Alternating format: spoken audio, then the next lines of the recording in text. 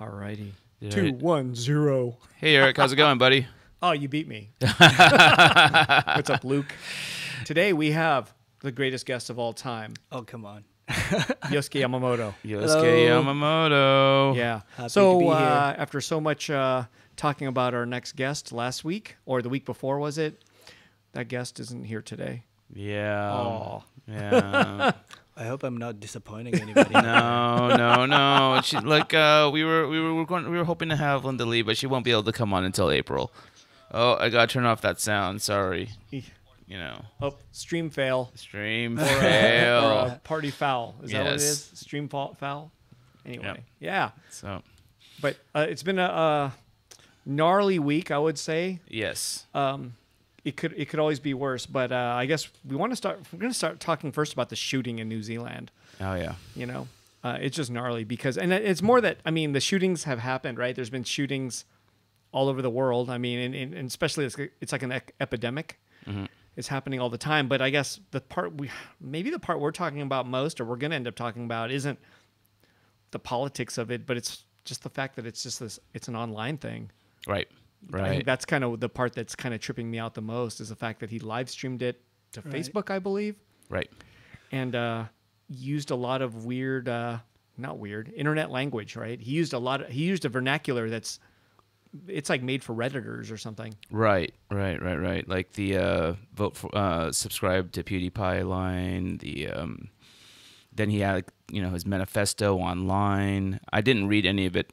Apparently, you kind of like peeked at it or took a peek at it. I did. It was like 70-something pages, and after a while, I was just like, forget this. But just the fact that he already had it set up where he's going to have this manifesto, 70 pages worth of rhetoric, his own rhetoric.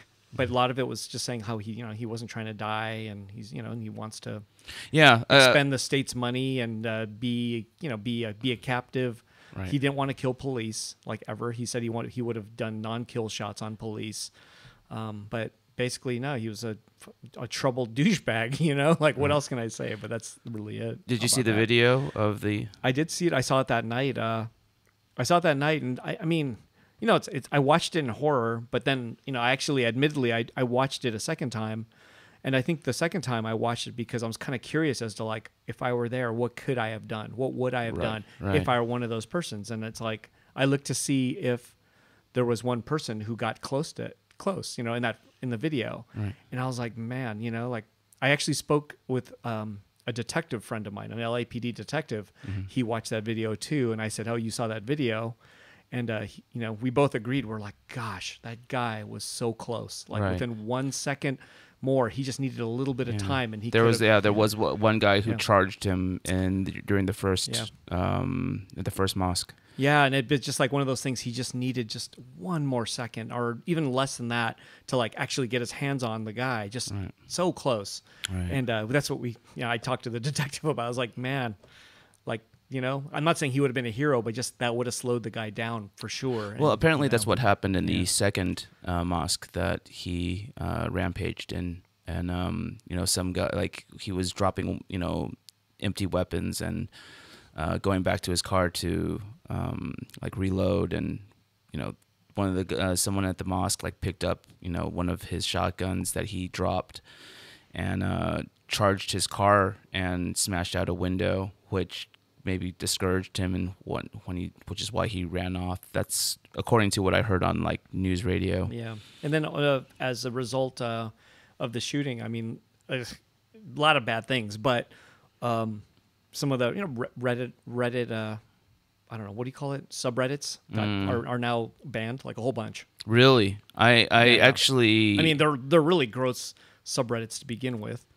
right? But yeah, a lot of subreddits got banned. Because of all our conversations about Reddit on this podcast, I've become a little bit more active on Reddit. I just discovered something about mall ninjas. Wow. Okay. What are mall ninjas? Those stores you see at malls that sell really crazy knives. Yeah. So and then they'll have the enthusiasts of those kind of stores where they'll dress like assassins and like hang out at the mall. That's what it's all There's about. such thing? Oh yeah. Oh, Oh, wow. yeah. It's Wow. amazing. It makes my Mall day. ninjas. But like, sorry to get off subject, That's but okay. no, I This didn't. guy basically is I mean, I think, well, he had bulletproof vest. He had a helmet. I mean, He looked like the frickin' transporter. What's his Yeah. name? That one frickin' English actor who Oh, does like action movies. right. He looks like him. I don't know if either way. Hopefully, I don't have to find that out. I don't even care what he looks I like. was but yeah. intrigued by the fact that he had so much weird shit painted on his guns. Yeah. Like what the fuck? I mean, there were screen captures of the weapons, and Yeah. there was like weird languages written on that shit, and So okay. So if at first when I saw the guns, I was kind of like, wow. It almost looked like just. I mean, it's bullshit, but it's just one of the weirdest things when I saw those guns and the stuff written on it. It didn't matter what it said; just the fact that he did that was also just strange, right? Like, right. like, I mean, I just it thought looked like the kind of crap like a crazy person would fucking that's what I'm do. saying. It was something but I that, mean, he is crazy person though. No. yeah, for sure. Yeah. I mean, apparently, like, he, like, for his manifesto, according to what I heard on the news, like, he had like a question answer section, like what he imagined people would like Ask him.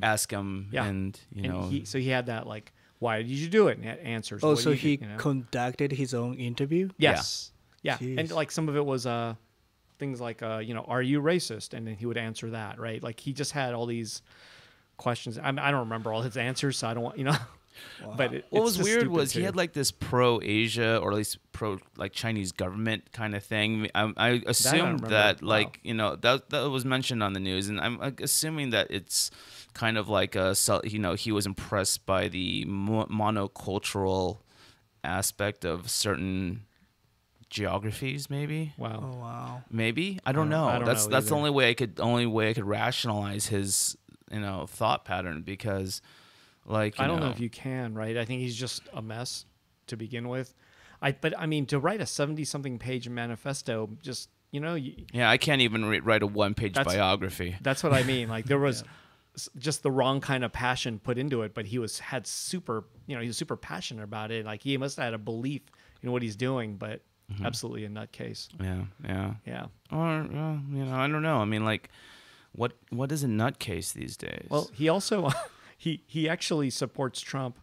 I mean, that course was he that was in does. the manifesto, and it's yeah. just more. It's not surprising, but Well, yeah. look, if you want to watch the world burn, like Trump 2020, right? Yeah. Yeah. So it's like, I don't, I mean, like I'm a progressive, in terms of politics, but at the same time, I do want to watch this world burn. So Trump 2020. Damn. No. Are you following any of the candidates who are like now the Democratic candidates who Yeah. are setting themselves up to possibly run? The one that I maybe it's because I am Asian, but like I've been like following like Andrew Yang 2020. So we are internet people. You're just being proven. I follow him too. You know who that is, Yoskay? Yeah. I watched a couple of the interviews he's done. Oh, you have? Yeah. So Yeah. you see, we are internet people. I mean, this guy is gaining momentum via the internet. Right. It's not happening any other way, right? Right. Yeah. No, he Yeah. got like the 65,000, like donations that he needed. Individual donations. Individual right? Oh, wow. donations. And by getting that, he's now qualifies to get in the Wait, first so debate. that's a minimum, like 60,000. No, 65,000. And a people, 1% thing. Right? Yeah, 1% Okay. is a certain polling, poll. yeah. But now he can get into the debate. Like I when they have a see, I debate, see. he can actually get into the very first debate. I heard Yeah. O'Rourke raised like 6.1 million on the like first day, right? Yeah. Yeah. Something like that. A lot of Yeah. money on the first day. Yeah. That dude is pretty awesome too. I don't know if you know Beto O'Rourke. I don't know Yeah, if you follow yeah. him a little bit. But like I don't know, there's some kind of like, like he's not like a Medicare for all person, and he's also backed by the petroleum industry. He's in Texas, man. So I thought he was like a don't what do know. you call, like a grassroots kind of guy that raised all the money like individually by like. I think he's got that supporters. too. I think he has a lot I of think he has that independent too. supporters. Yeah. But like, he kind of like, I don't know. I'm not really. I mean, like, I'm not he's a super- charismatic guy. Yeah. Well, but I like the punk rock aspects of Yeah. him. Do you know about that a little bit? Yeah. Yeah, He yeah. used to be a punk rocker Like, in kind of a in- band. he's in- And on the radio, they said he used to be like a hacker too. Yeah, that's Yeah. true. They said he's the first Oh. computer hacker Yeah. that's kind of could be a president. Interesting. Yeah, he was actually like a computer hacker, but punk rock guy though. I think he was in bands that were part of that El Paso scene. That's got like, is it? That pre-South by Southwest kind of thing. Not, but well, isn't it like? Who are the ones from Texas? Is it like Mars not Volta? sure. Oh, Something like Oh. that. So, yeah, So yeah, I think yeah, he yeah. was in bands with some of the members of those bands, Right. stuff No like way. that. So he's actually like he's legit. He's not just like I'm a punk rocker, and he's actually a musician. Right. Yeah, who Interesting. did shit. Oh. So and Okay. there is some kind of pedigree that's real. He's That's not just cool. a self-proclaimed punk rock guy with No, an old he photo like or two. This guy actually played in bands that were like local and interesting. Yeah, No, so that's what I'm that saying. definitely piqued my interest right Yeah. there. So, like you know, for a it'll- little while, I was kind yeah. of like, I don't know about this guy, but now I'm like, No. still don't know about this guy, but he's interesting. yeah. Yeah. No, he's You know. he's very interesting. And then you have Joe Biden, right? Wait, did he announce his nomination? Did he? Yeah. If he no, he didn't- hasn't. Actually, Biden has not announced But yet. he's let it slip a few times, like Right. where he said he is going to run. He was like, "Oh, I mean, if I ran," like he said Yeah, stuff yeah, like yeah. that. I'm going to run, maybe. Yeah. So basically, I think he's probably going to run. Hmm. I think he's ahead on all the polls like immediately. Yeah. Right. Yeah. And he'll probably be a front runner for sure. I don't want to see a freaking, I don't want to see an Obama 2.0. I don't. I think that like, corporate Democrats are just not freaking like something I'm at all interested in seeing come into the White House. He's kind of a probably more so like, well, he's more middle than Bernie, right? Bernie's going to be Yeah, hardcore, exactly. right? And like So- freaking like, yeah. and even Bernie's boring now. I'm sorry. I mean, like, I like, I don't get me. I mean, like, I loved him in 2016, but like now you have all these kids like touting the Bernie Bible, with like, the Medicare for all and, the Green New Deal and everything like that. And I'm just like, okay, well, great. That's just, the new center for the Democratic Party. And then you have like all these other people running that are, it's funny. Like, everyone was excited about Kamala Harris, but it's like as all these new names have come into play, all of a sudden their names are getting extinguished. Oh, yeah. And then Well, I'm looking at Asian American man just like slowly climbing like this mountain, like slowly. oh, but, yeah. but he's like, doing step it, by right? step, Yeah, he's got some, but I mean, like, he's been on every like, he's doing a good job for a guy who I've never heard of before this. Yeah. Yeah. Like, who is this guy? Yeah, I'm Literally, I'm a little you know? bit tired of his like, the opposite of Donald Trump as an Yeah. Asian, as a Chinese guy who likes numbers, line. Like, he just keeps, like repeating the same talking points over and over and over again. Yeah, And but I I'm- guess he's trying to hit everybody in the country at least once, right? right. Yeah. I just kind of want him to like, get his team to refresh his talking points a little bit. Yeah. That's so funny. I can't believe you listened to stuff he's talked about. Me. Yoskay. Yeah, Yoskay, I was just surprised. I forgot where I saw him first, but like it's one of those like YouTube thing. Like you watch one video, then you see like a recommended Yeah. video. Right. Then, like, Yeah, I yeah. think his like interview was like one of those. Yeah. Yeah. Yeah. Yeah, he is, I don't know. It's going to be interesting. That's for sure. But I'm sure as soon as June hits, there'll be like a tsunami that just wipes out a huge chunk of them. Yeah. I mean, like just like with the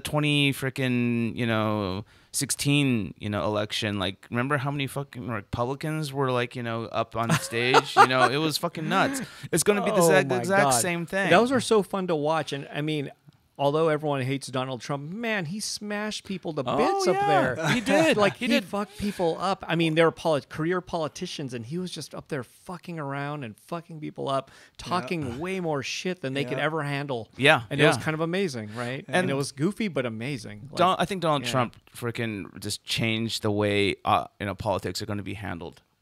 For at least a couple of rounds, a couple of terms. It's going to take another person sort of like amazingly charismatic, like a Democrat, to beat him. But then, I think it's partially, it's like, oh, we need a good looking guy. Like they're thinking in terms of reality star already, right? Yeah, that's fucking bullshit. It's like we need the most famous guy, Biden, or we need, it's Beto O'Rourke, this young upstart, right? They're like looking for an archetype rather than what they're doing. Yeah, I think it feels like like a reality show, like where they're casting a reality show right now to go against Donald Trump, right? Well, here's it's crazy. At the end of the day, I think it's going to take is we need someone who is going to be able to illustrate solutions to the rest, to America as a whole. Yeah, to invigorate a voting base that is quite tired of the fucking rhetoric that politicians spew year after term after term after term, and I don't know. I think that I'm curious to see how it works out. It's interesting. Are you a voter? I've like me? Yeah. Oh yeah. Yeah. God damn it. Every time. Yeah, I even vote for the other elections too that no one wants to go to. I do too. I'm part of that. So. What do you call it? The just I don't know how many percent of the people. It's like less than 10 who actually go to the. I'm one of those. I'm one of that 10% too. I go. Fucking, what about you, Yoskay? I can't.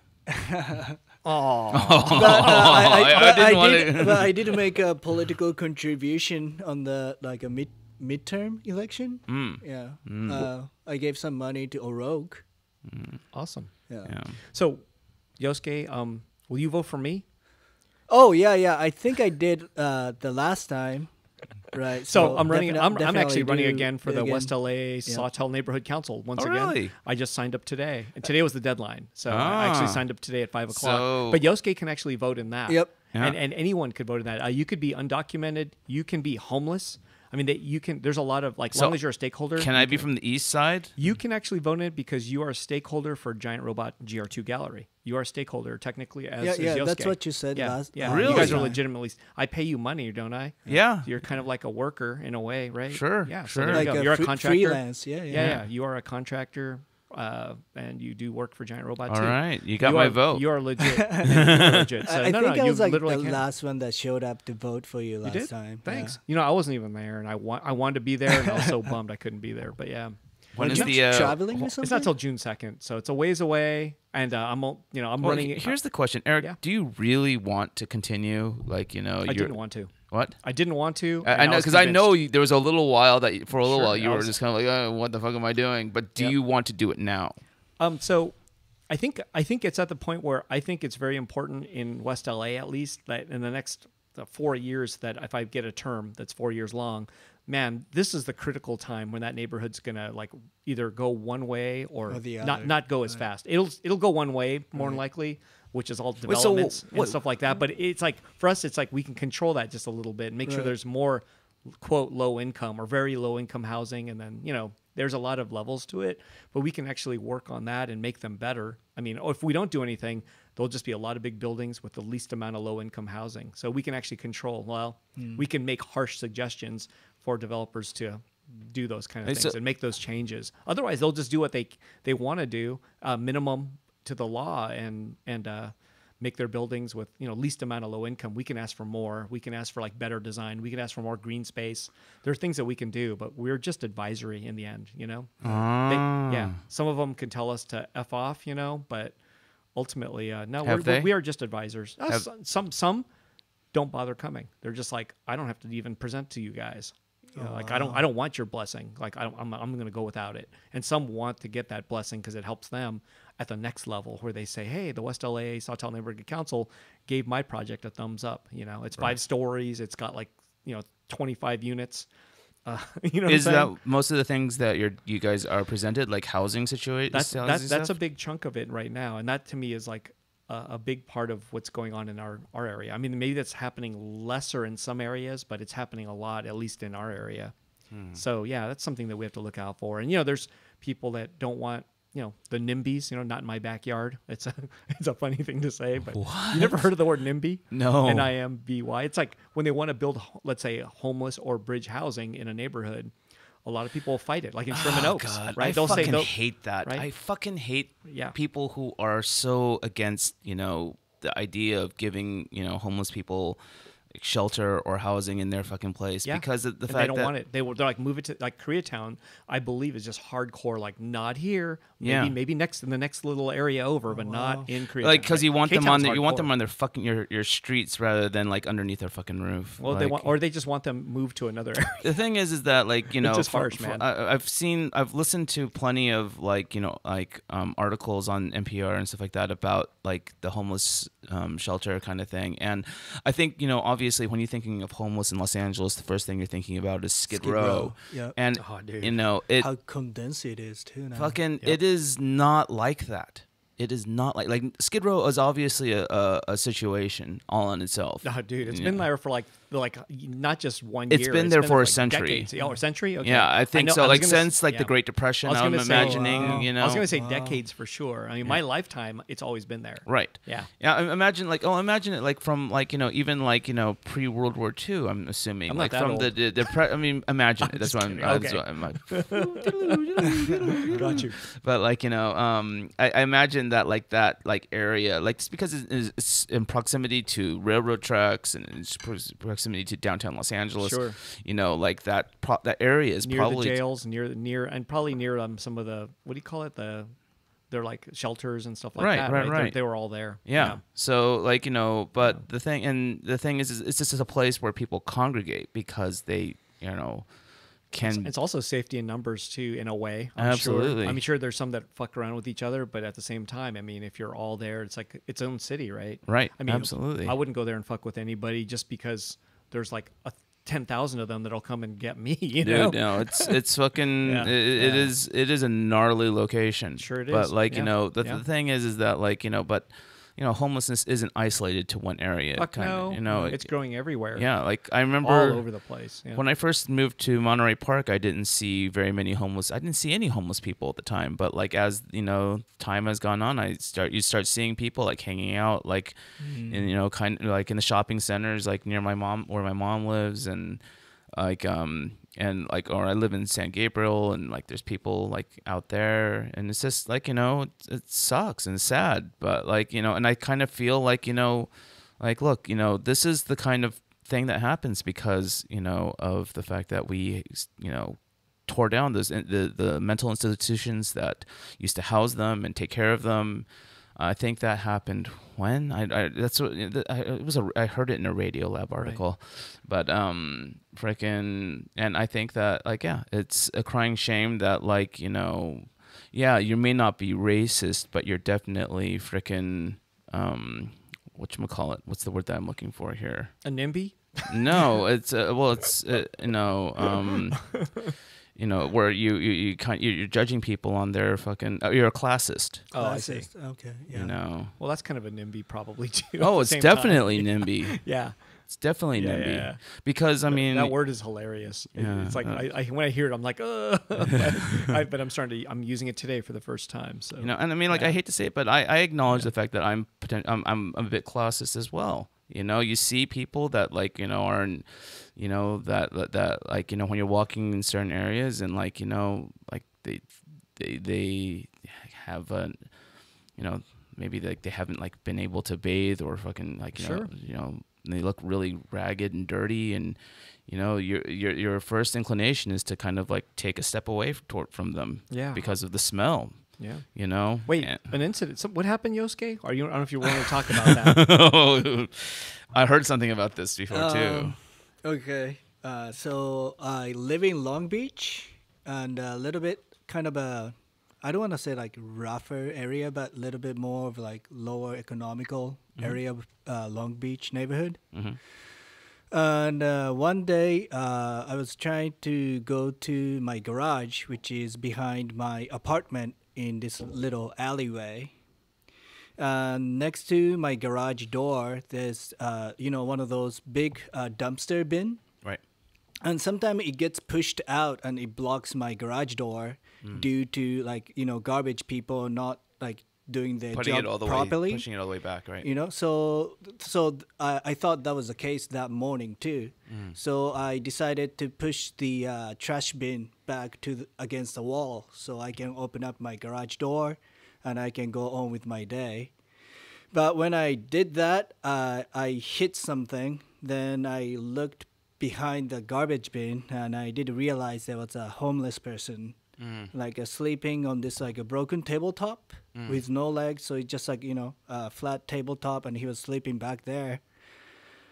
So I felt kind of bad. So I was like, hey, I'm so sorry. Like, I didn't mean to like wake you up, or like I didn't mean to bother you. And are you okay? Then he's like, no, man. No, I'm not good. Then from that point, like he kind of turned up and he just got really upset with me. And then like we didn't get into an argument. I just kept apologizing, like, hey, I didn't mean it to like ruin your day or whatever. But he told me to at one point to f off, but which I didn't. I felt bad, so I kept apologizing, I guess, which in the end rubbed him in the wrong way.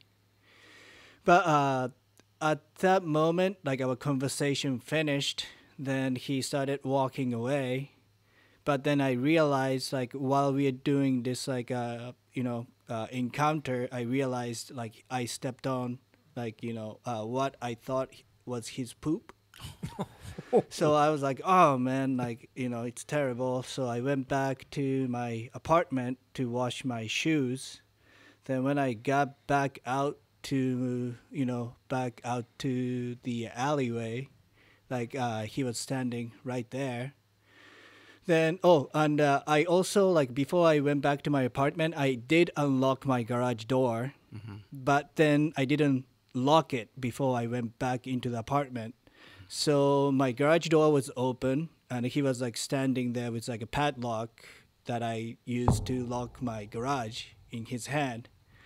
Then all of a sudden, he's like, what's your game? And I was like, man, dude, I have no game. I didn't mean, like, no disrespect.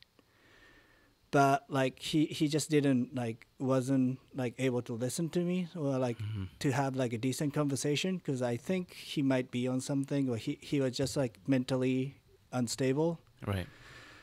So he got like really close to my face, like like this. Then geez. like he's like, what's your game? What's your game? I'm like, dude, no game here. Like I'm sorry if I bothered you. Then he grabbed me by the chest and pushed me against the wall. And by this point, I'm like, hey, like, I had my hands up, like, trying to indicate, like, I wasn't going to hit him or, like, no harm, Right.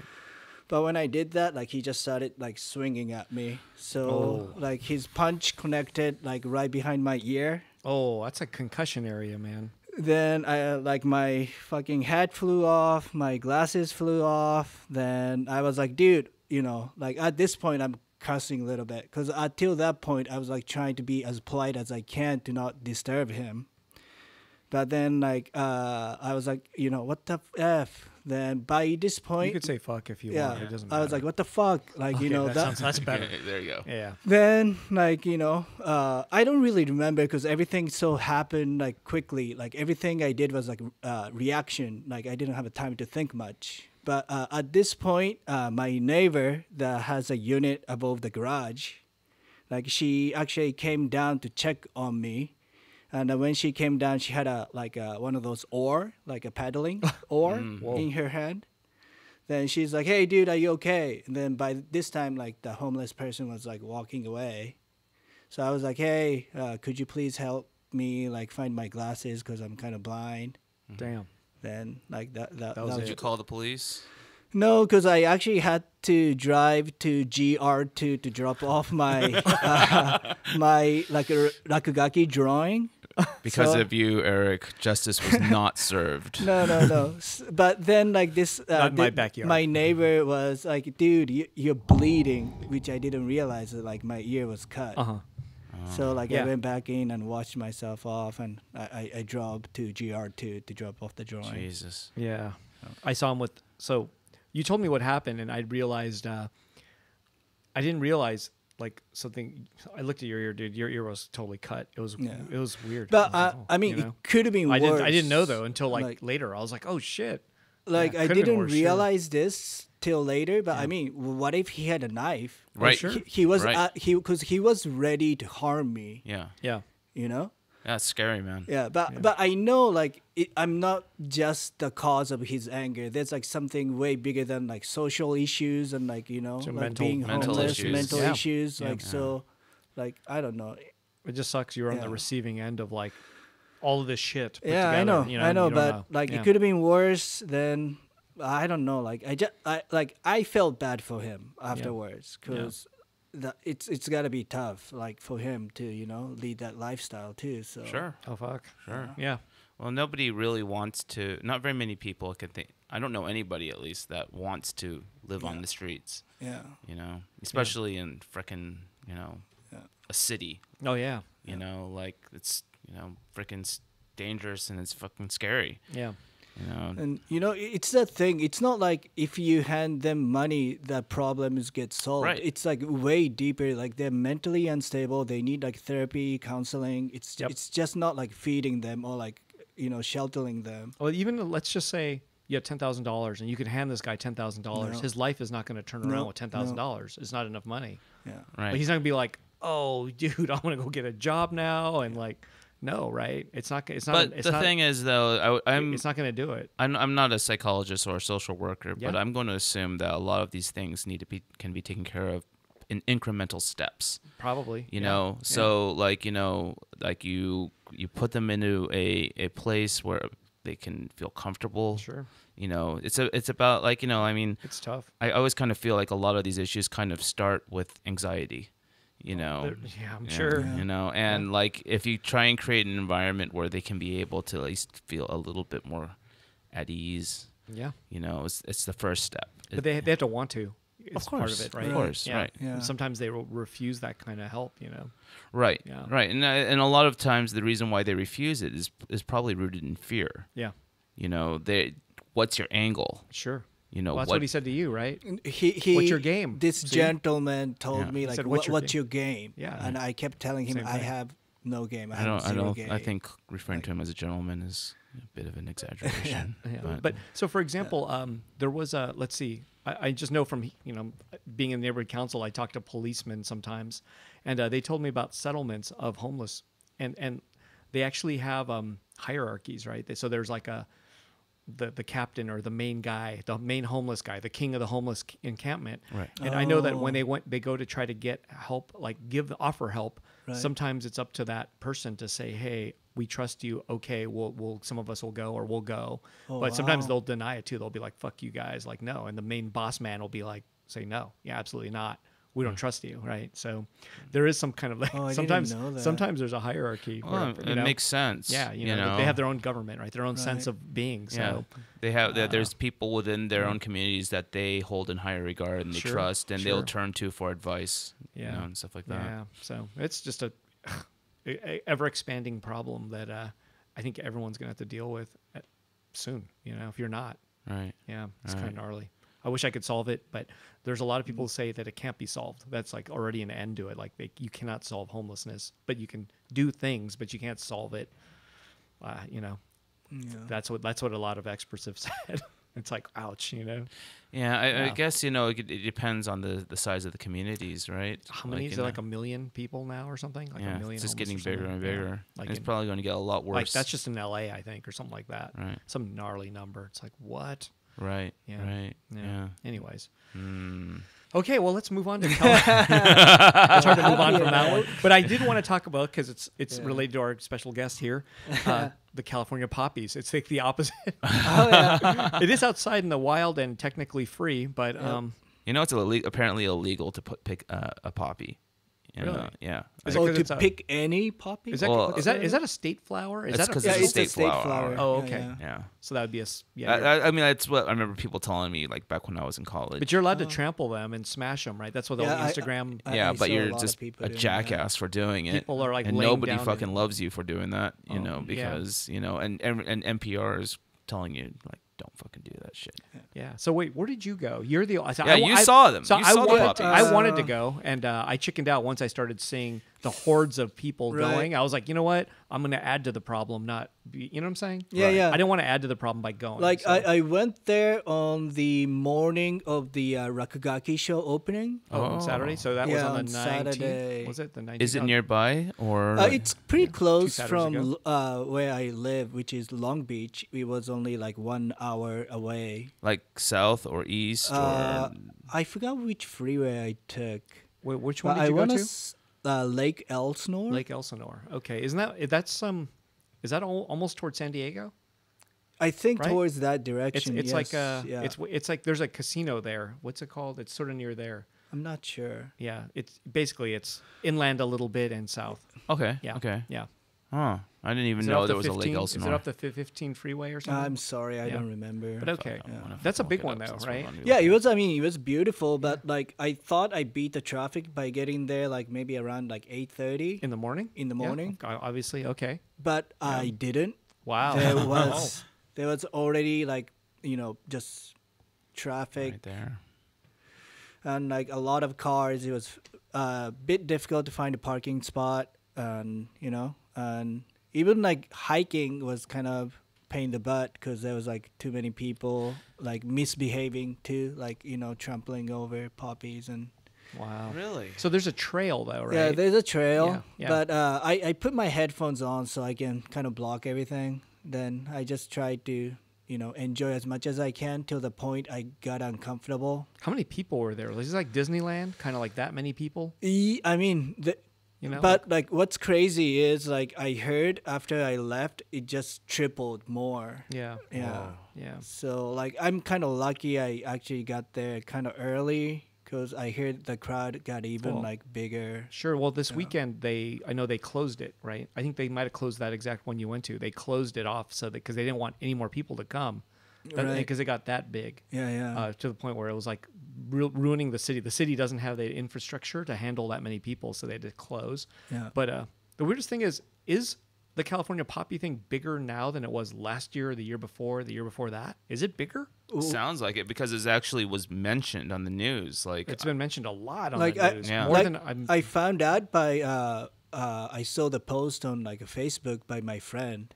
Like he posted this like an so an article. influencer went out there, took pictures, and now the sheep are flocking. Yeah, I Yep. guess so.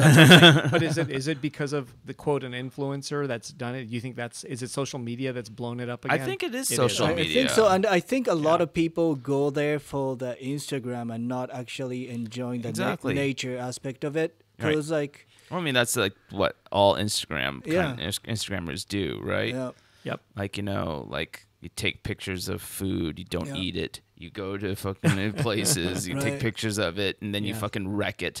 You go to fucking museums, and you fucking like go to take pictures in it and not experience it. Sure. yeah. I mean, for a lot, I feel like for a lot of people, it just became like a backdrop for. Of their course. Yeah, photos. but it is beautiful. But I mean, like I'm glad I I've never went. I've Like, never seen it in person. Yeah, so I don't I've know. been like actually putting a little bit more effort of getting outside of my studio this year. Oh, good, nice. So Yeah. I've been trying to make excuses to get out. So I saw that post and I was like, you know what? It's 1 hour away. That's if nice. I just Yeah, for doing me, it- I looked at the distance and I was like, from Yeah. here in West LA, it's more like 145, Yeah, maybe. So I was like, forget it. But then I saw I just saw so many people there, and I was like, Yeah. forget it, because you see photos of a person in front of it, and you're like, wow, it's just them and flowers. There's nobody else. I need to go because there's nobody else. And then some people have posted photos like, here's what it really looks like, and you see the wide shot and you're like, oh shit, cars backed up the ass, there's fucking people everywhere. Yeah. And yeah, man, there's more people than there are flowers almost. It's funny You know? too because like Yeah. people drive there to enjoy this nature supposedly, right? Yeah. But like when they're trying to find a parking spot, they That's just start getting angry and Yeah. honking and like I don't know. It's kind of ironic, like road rage and like all this. Yeah. and you're supposed to enjoy. I don't know, but I mean, like I said, I'm glad I went. Like So go early, leave early. So what do you Yeah. think the solve would be? How would a place solve this problem? they create can't like. pay to get in. Yeah, I said that yesterday. Thank you, Luke.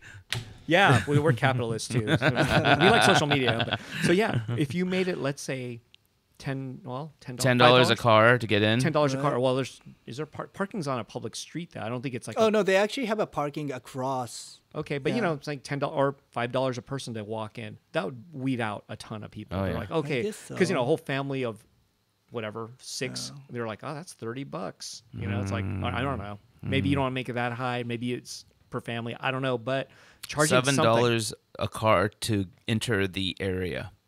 Yeah. Because I it's a don't know. park, I right? mean, yeah. just charging something. Well, would probably I'm not make, sure if it's a national park or a state park or anything. but it just I'm weed not out a sure. lot of people, and maybe the money can go to like upkeep of Yeah. these things, Absolutely. I don't know. Because I heard if they like trample on those flowers enough, actually like a park rangers has to like reseed all that flowers. see?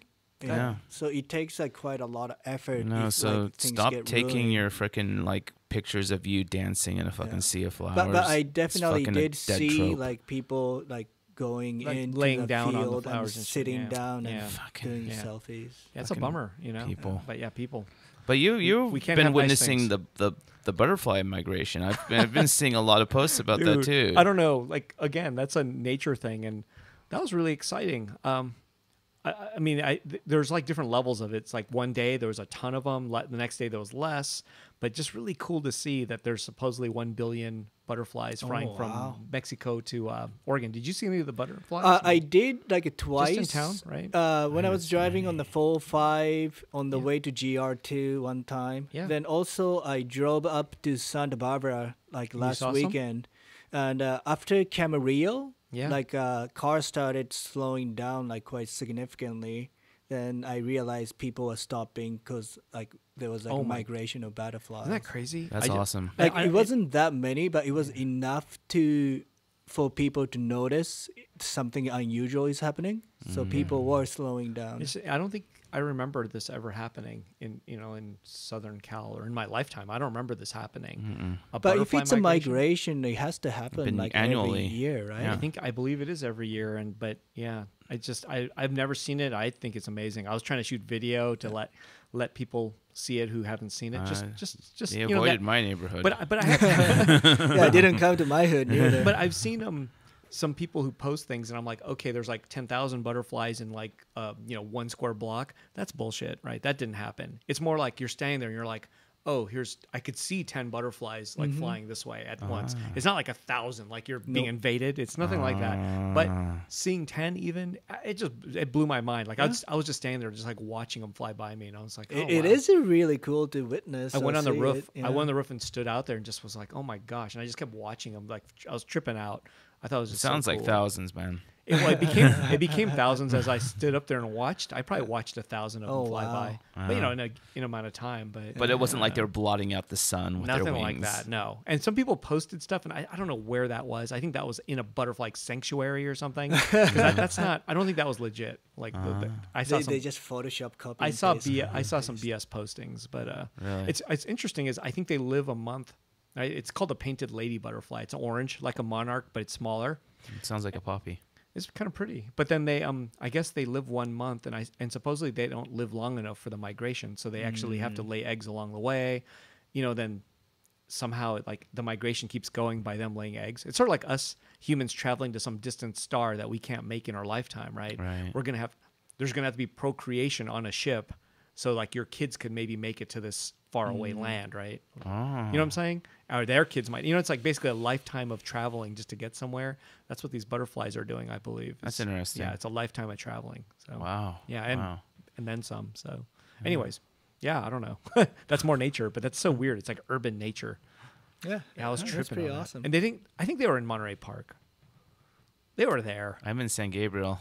I think they were there, man. I think I read people saying that they live out there and they saw some. See, I don't, like where. Okay, like It's just outside. like how do you like get access to like? I mean, I don't know. Maybe it's the people that I'm following that like I just aren't posting. They're posting about toys.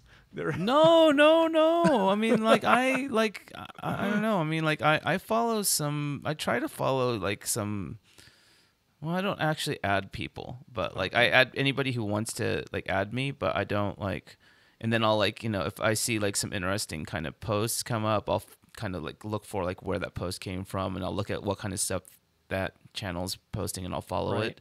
right. You know, so I see a lot of like dumb stuff. Sure. But, you know, Yeah. I think everybody sees like dumb stuff on You the know. social media. Yeah, for me, it was random. I walked outside and I was like, "What's going on here?" And I didn't know.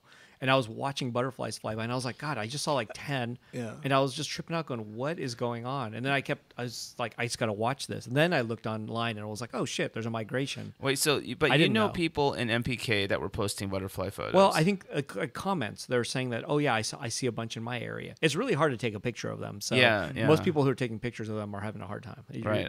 It's I like a saw dot your flying. picture and all It's I saw hard. was Sujita. Yeah, yeah. You have to look and you'll go. Oh, you probably might see 6 fly by, right? Like a half a dozen, but enough where I was on Sawtell going, shit, they're flying by here, and I was pointing out to customers, and they're like, no, and I'm like, look, they're flying by right now. But yeah. Anyways, I had fun with it. Yeah. Oh, that's interesting. Yeah. That's interesting. But so Yosuke, what have you been up to, man? Nothing much. Just been working towards the solo show I have with Eric. Nice. So I've been working on that. Then Yeah. there's just like a couple like random gigs. Trying to finish this project for Metro. Like I mean the metro, like like, our but it's just train? like a proposal plus I'm submitting my final design.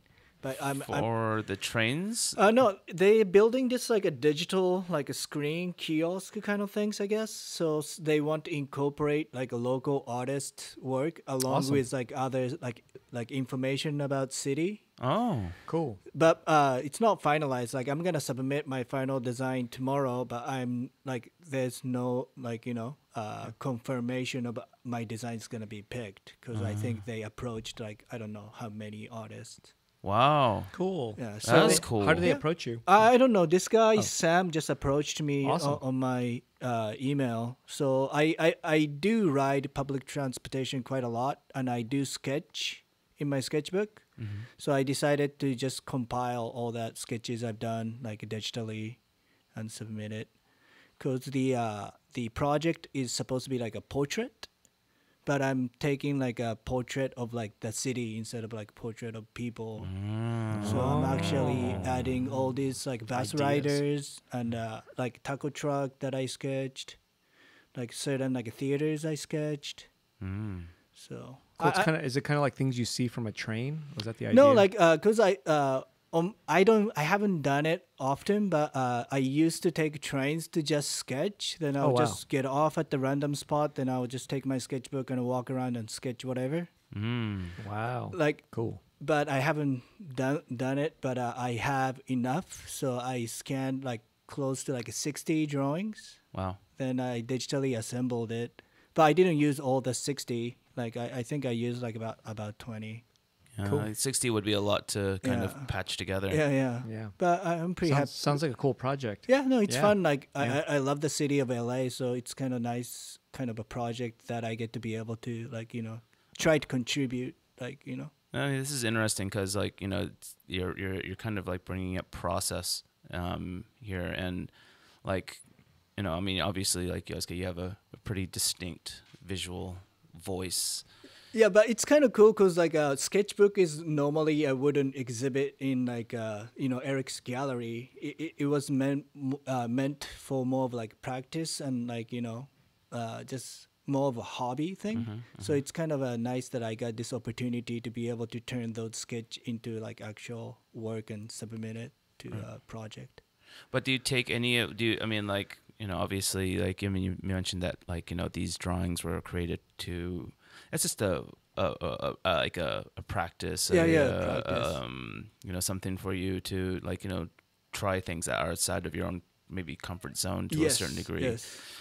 But like I guess I'm trying to lead this up to. There's a couple of things that I thought would be interesting to talk to you about, and one of them obviously is like the illustration versus art subject, which is Right. something that I think a lot. But then another subject that I was thinking of was anthropomorphization, which you also do a lot of as well. Like, lately you've been doing a lot of like celestial bodies with faces, Houses with faces. houses with Yeah. faces, and I was curious about your philosophy about these things, because I obviously do a lot of anthropomorphization as well. I think it's like a part of the whole like a manga culture. Sure. Like when you read manga like Doctor Slump, Yeah. Yes. like Yeah. a Doctor Slump, like Akira Toriyama, Yeah. like Creator of Dragon Ball.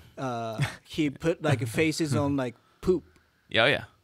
Yeah. and made it into a character, right? Right. So I think it stems from those kind of approach of like I don't know, just putting faces on everything. Right. And also like in religion, like a Shinto, like religion is like they believe everything has a soul, so it is kind of.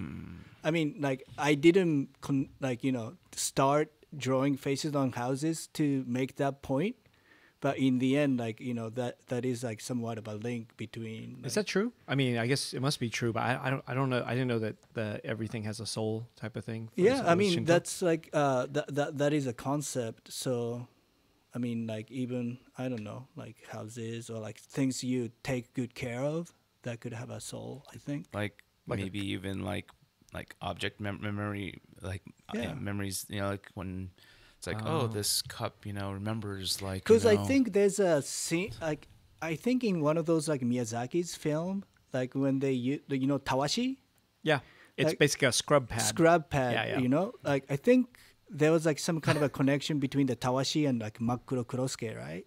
Wasn't That it? I don't know. But I don't know, like Yeah, it's interesting Yeah. because I guess there's still like I don't know. Maybe there's something in academics though, but they kind of do storytelling based on I guess with objects, So there is like a movement of that too. I mean, you said like objects can have maybe a soul or by. But I'm by not usage. saying like every No, object. I know, but like, it's something we put yeah, a but value onto it like too, if right? you take this mug as like something special and you use it for like a decade, For yourself, right? right? Yeah. I can see how like Yeah. it might not have a soul, but I can see like this could carry like certain kind of energy or Right. like a spirit throughout the decade. I don't know. But it could just be just for you, right? Your Yeah, own, value you put on it. Well, do you like when you do like, I mean, do you feel like that by like putting faces on objects, you are just using those kind of expressions to illustrate a feeling that you want to have pervade through the painting to emphasize that emotion, or I'm not sure, but I don't know. But I do enjoy creating a character or like working with like a character in general. And I feel like to make a character, you need to add some kind of a facial expression to give a life to certain things, I guess. Sure. So I think for me, it is more fun to draw a flower with face on it rather than just drawing a flower as flower. Did you see the latest Murakami show? Yeah. I thought it was great. Do you hear, one thing I was reflecting on, like, I remember your, like, one of the first shows that, like, I saw of your, like, first big shows, which was, like, one of the old, like, project galleries, show. And, like, your work has obviously changed significantly, stylistically. Quite a lot. Like, since then. And, the like when you are like choosing certain subject matter, like right now you're doing a lot of like celestial bodies and stuff like that. Like, what do you formulate a philosophy behind why you've decided to go in this direction, like, or is it just kind of like on a whim? I think it's kind of on the whim of like just like, oh, this seems, I like this. This looks good. Because in the end, you have to be interested in your own work, right? So in order for me to do that, it's easier for me if I switch up every once in a while. Right. And like when I talk about like a painting I used to do for like a project gallery or like those kind of a era of my work, right. Like I think I was like taking myself like way too seriously, thinking like I have to one up every painting like I paint. or like I have to throw down like all the skill I have into this like one painting. But like after doing that for a little bit, like you get burned out a little bit. Oh yeah. Like putting yourself on the pedestal, kind of.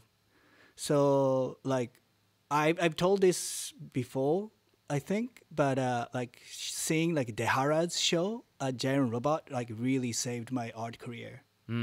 Because like at the time, like I was like struggling to create anything, or like everything I did bummed me out. Like I don't know, I was just in like a creative rut. Right. But when I went to see Dehara's show at the Giant Robot, like his entire theme was Panchira, which is like a panty flash. Yep. Okay. It was called like, Panty Flash. Entire show he dedicated to this silly idea of capturing a panty flash. So after seeing like his exhibition, I'm like, what the fuck am I doing? Like, this could be it. Like, you don't have to take everything like so seriously. Like, everything doesn't have to leave a mark on anything. Right. Like, cause like I saw in his work like how much he enjoyed making these silly things. Right. So after seeing that, like I had a little bit of easier time like dealing with my process for my work. Right. So after that, I actually dedicated entire solo exhibition in just doing a sculpture work. Right. Because at the time that was at the Chinatown. Yeah, because at the time I saw that too. sculpture was still fun for me, but painting wasn't. Right. Because painting was like really struggle for me at the time. Sure. So I was like, you know what? I'm just gonna do what I enjoy, which was sculpture at the time, and a lot of the sculpture was like had some kind of like social satire or like kind of dark humor, or like it was parody, and dealt a lot with like humor. So that after that, like everything kind of started kind of, I don't know, like a process started getting tiny bit easier, like with each show. I mean, I do struggle still, but like I think everyone struggles. But I have like I'm not so critical about like myself as much as I used to be. Your work definitely has a real whimsical kind of quality about it. Yeah, so after that, like I think that's why my work changed like quite a lot from like when I was doing like a mythical figures, or like Right. a little bit more like realistic portrait of like female figures, or actually I was just at Monkey King, and you have Patrick owns an old painting of yours that has Beat Takeshi on it. Yeah. Wow. It's a Sonade. Is it Sonade? Sonatine. Sonatine. Yeah, Sonatine. where he's got the that gun. movie. Yeah. Holy smokes. Pointing at his own head. Yeah. Wow. Yeah, it's a. It's the process is a lot different too, because I was using a stencil back then. Like, was that stenciled? Was it like stenciled? it's like a stencil, then like I painted over. Right. Yeah. Right. Wow. Yeah. It's and I was just remembering, like I remember your oldest. The first time I ever saw your work, it was lots of browns and some pastels over it, and just your entire palette has changed like so much. Meanwhile, colors I is haven't something changed like at all. But really though, like thanks to Dehara and Eric exhibiting Dehara's work, like that did really saved me at the time. So without You would have got there, man. I mean, I'm but 100% that, sure of that. that facilitated the Okay. process of me realizing like what I was doing wrong, what my stance or my approach wasn't, so. Yeah. But I kind of, what I always liked seeing in your works too is, I mean, you've done it over, I don't want to say over and over, but I just love all the kind of little California things you've done in your works, and the Americana. Yeah, like that's kind of a recent though. But but also the motel sign painting type stuff. I don't know if that's in the last 5 years. Yeah. But I always like seeing that, and I'm not sure if it's because, I mean, those things. I mean, there's other artists that do them, but your style and putting it into your work makes me kind of think that maybe it's something that a person who might not have been born here can appreciate more, because I'm here, I've seen it, and I'm just kind of like over it. But then you have a fresher eye by not that much, Well, little bit fresher than to see that. he's appreciates California. Like I see Yoskay's appreciating the California thing, but then the Americana is in the work too. Well, I kind of think that's the way it's interesting. applied, right? Like I think specifically of a painting that you showed at Giant Robot where it was like a head kind of coming out of like a body of water or something like that, and the signage like attached to the side. That was of like the that was like a whole series kind of. Yeah. Yeah. But that whole like Americana signage comes from me going around the city and sketching, because like that was something I was like attracted visually that I wanted to leave it in my sketchbook. Yeah. Then you had an exhibition called Texts and Oh yeah, that failed miserably, but yeah. what But was thanks that for being show? part of it. I forgot. Texts and something. I think that show totally was a fail. So the idea was good. Yeah, typography and text. I type wanted. and text? Yeah, I was trying to get like typography and art type of thing. So And it kinda that was failed. like my very first artwork that I incorporated Americana signage, because Awesome. I was like, hey, that would be perfect. I was trying to get like some sign painters involved too to like show at Giant Robot. You know, like the whole sign painting thing. I was trying to get like sign painters and to show like some of their signage if they made like custom small signs and stuff. And I really just couldn't get. I got a couple people. I just couldn't get the masses that I wanted. Sign painters are crazy, man. Like those guys. I love know the how to work. Yeah. Paint. Yeah, I really wanted to show like kind of like the pinstriping vibe, the whole like like even The animal ink, like just all that stuff. I kind of wanted to show this whole cross section, and I was asking people that I didn't know, sign painters, and I was like kind of trying to appeal to sign painters out there, saying, "Hey, man, I want to do this show and I want to feature your work," and I only got like one person in type of thing. That Did you know Command Z was a sign painter? Oh, I didn't No, know but that. I know he does. Yeah. Now I do. I didn't know then. Yeah, I didn't know, and I wouldn't have guessed until like I was chatting at the Rakugaki. Oh, well, that's show. where I heard he was a sign painter. Another high five there. That's where I learned too. Yeah. So hey, Yeah. but yeah, it's one of those things where I'm glad it worked for you. But yeah, Yeah. I remember the show. I was kind of like, Because this after isn't that, quite like 100%. I did you know? like entire series for the Yeah. Hawaii exhibition that you curated. Awesome. Yeah. Cool. Hawaii. Cool. Any plans for Hawaii? Eric? Yeah, I do. When we get to go again. GR Hawaii, GR Hawaii happening in June, I think. Come on, But it's at that Lofa. little, it's at that small cafe though. Oh yeah. It's at the small cafe again. Oh Yeah. Norrison's place, right? Yeah. Pioneer Yeah, Saloon. yeah. Oh, Nice. Pioneer Saloon. Yeah. Yeah. So yeah, we just barely got a date for that, and Awesome. yeah, we'll figure it out because I haven't figured it out yet. Well, I mean, that place is cute. Yeah, You I mean, know? but I think for me, I don't know. In Hawaii, I just like, are there a lot of locations to actually do art shows when at a certain any time of year? I'm sure there are. You just need to explore it. Yeah. you But know? whatever happened to like Have you seen them? Have you seen any? No, but whatever Okay. happened to like the museum though? Spalding House? Spalding House was the one-time show, man. Like they haven't hit you up? No. Yeah, they're not going to because they already did it. Yeah. It's Well, done. or there's like it's something like 5 to 7 years before they'll ever think about anything again. Oh, Is wow. what it usually is. Well, it's coming up, so there. So there. I'm here What still. about the Biennale? I don't know what's happening with that. We'll have to figure it out too. That's been a good amount of time too. Because director changed, right? Yeah, I know, Yeah. and the focus has changed, but Yeah. not entirely. I'm not sure. Like it's But kind of hard to Biennale is a understand. popular show with. I thought you broke like the record. Broke a bunch of records Right. there, but I guess it's just not good enough. Oh, Yeah. I don't know.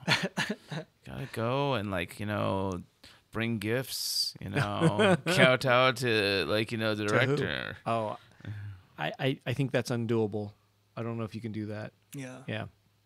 What do you mean undoable? I don't know. I think the person there now is was it? She was like the head of Amnesty International in South Africa or something like that, and I or think something she's like that. a little bit more into like a social justice kind of like. It appears like so. a s- Yeah. artwork. It appears so. Yeah, Yeah. absolutely, 100%. Most of the shows are that way.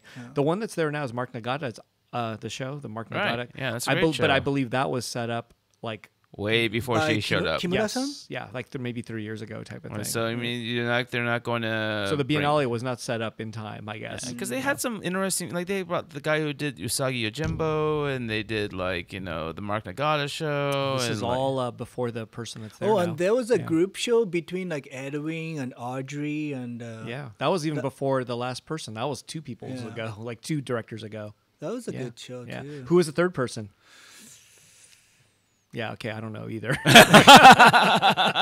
Yeah, I'm sorry to say I don't remember him, and I didn't know that person at all. But yeah, there's a third person. But I just remember like being so happy I got to see like their work inside of like Japanese National American music. Yeah. Yeah, I think that like those shows were always just kind of fun. It attracted younger people to the museum, and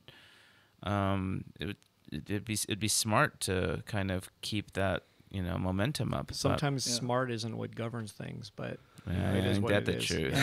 Yeah. Well, sometimes they have a mission and they're trying to solve, be part of that mission, I guess. I think.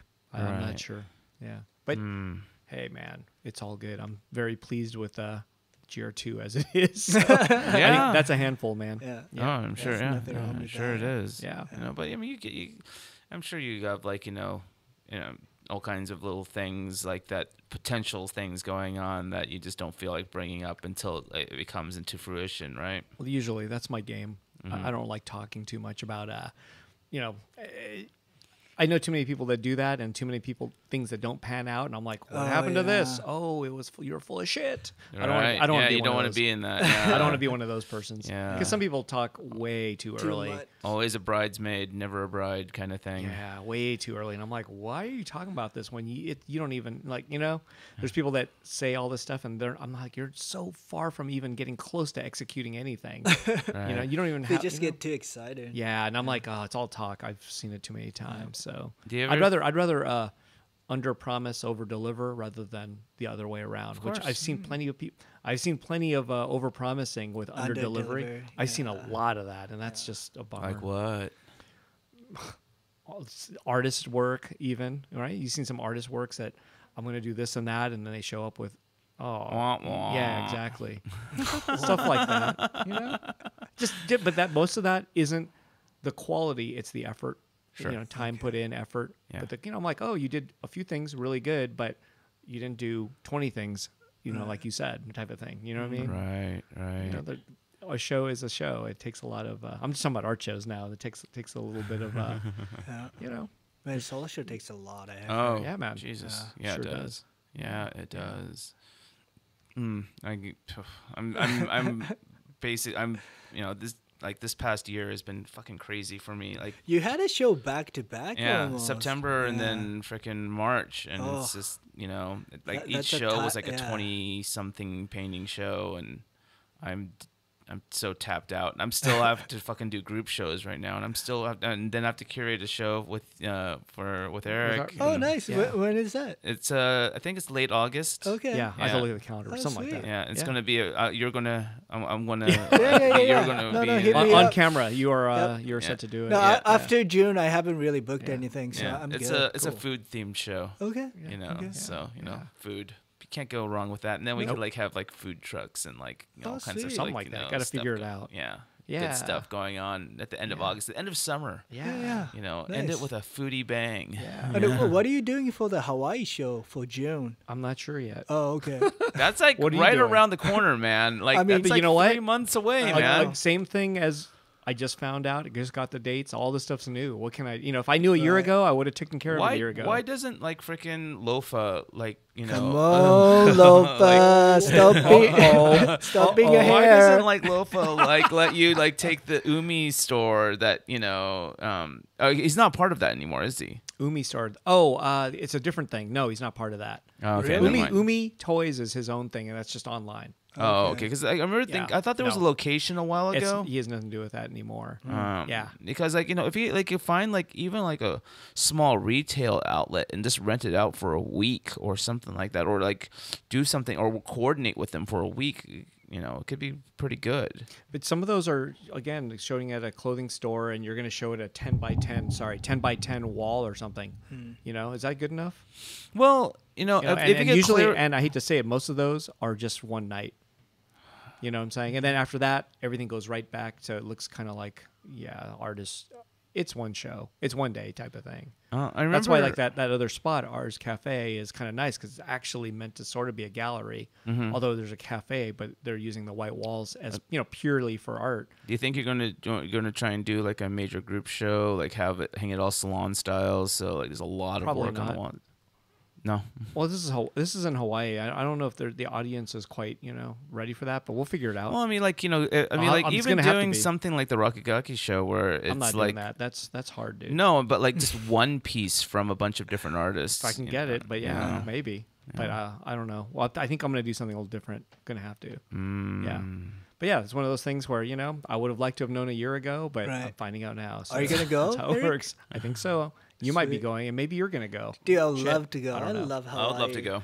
But it's one of those things where it's like, well, we'll figure it out. Yeah, I could be, it's got to be done soon. I could just help you hang that show. Like I don't. You're gonna hold the nails, okay? Yeah. And Yoskay could swing the hammer. So in your art, you're obviously the bear, but in your art, are you any of your characters ever?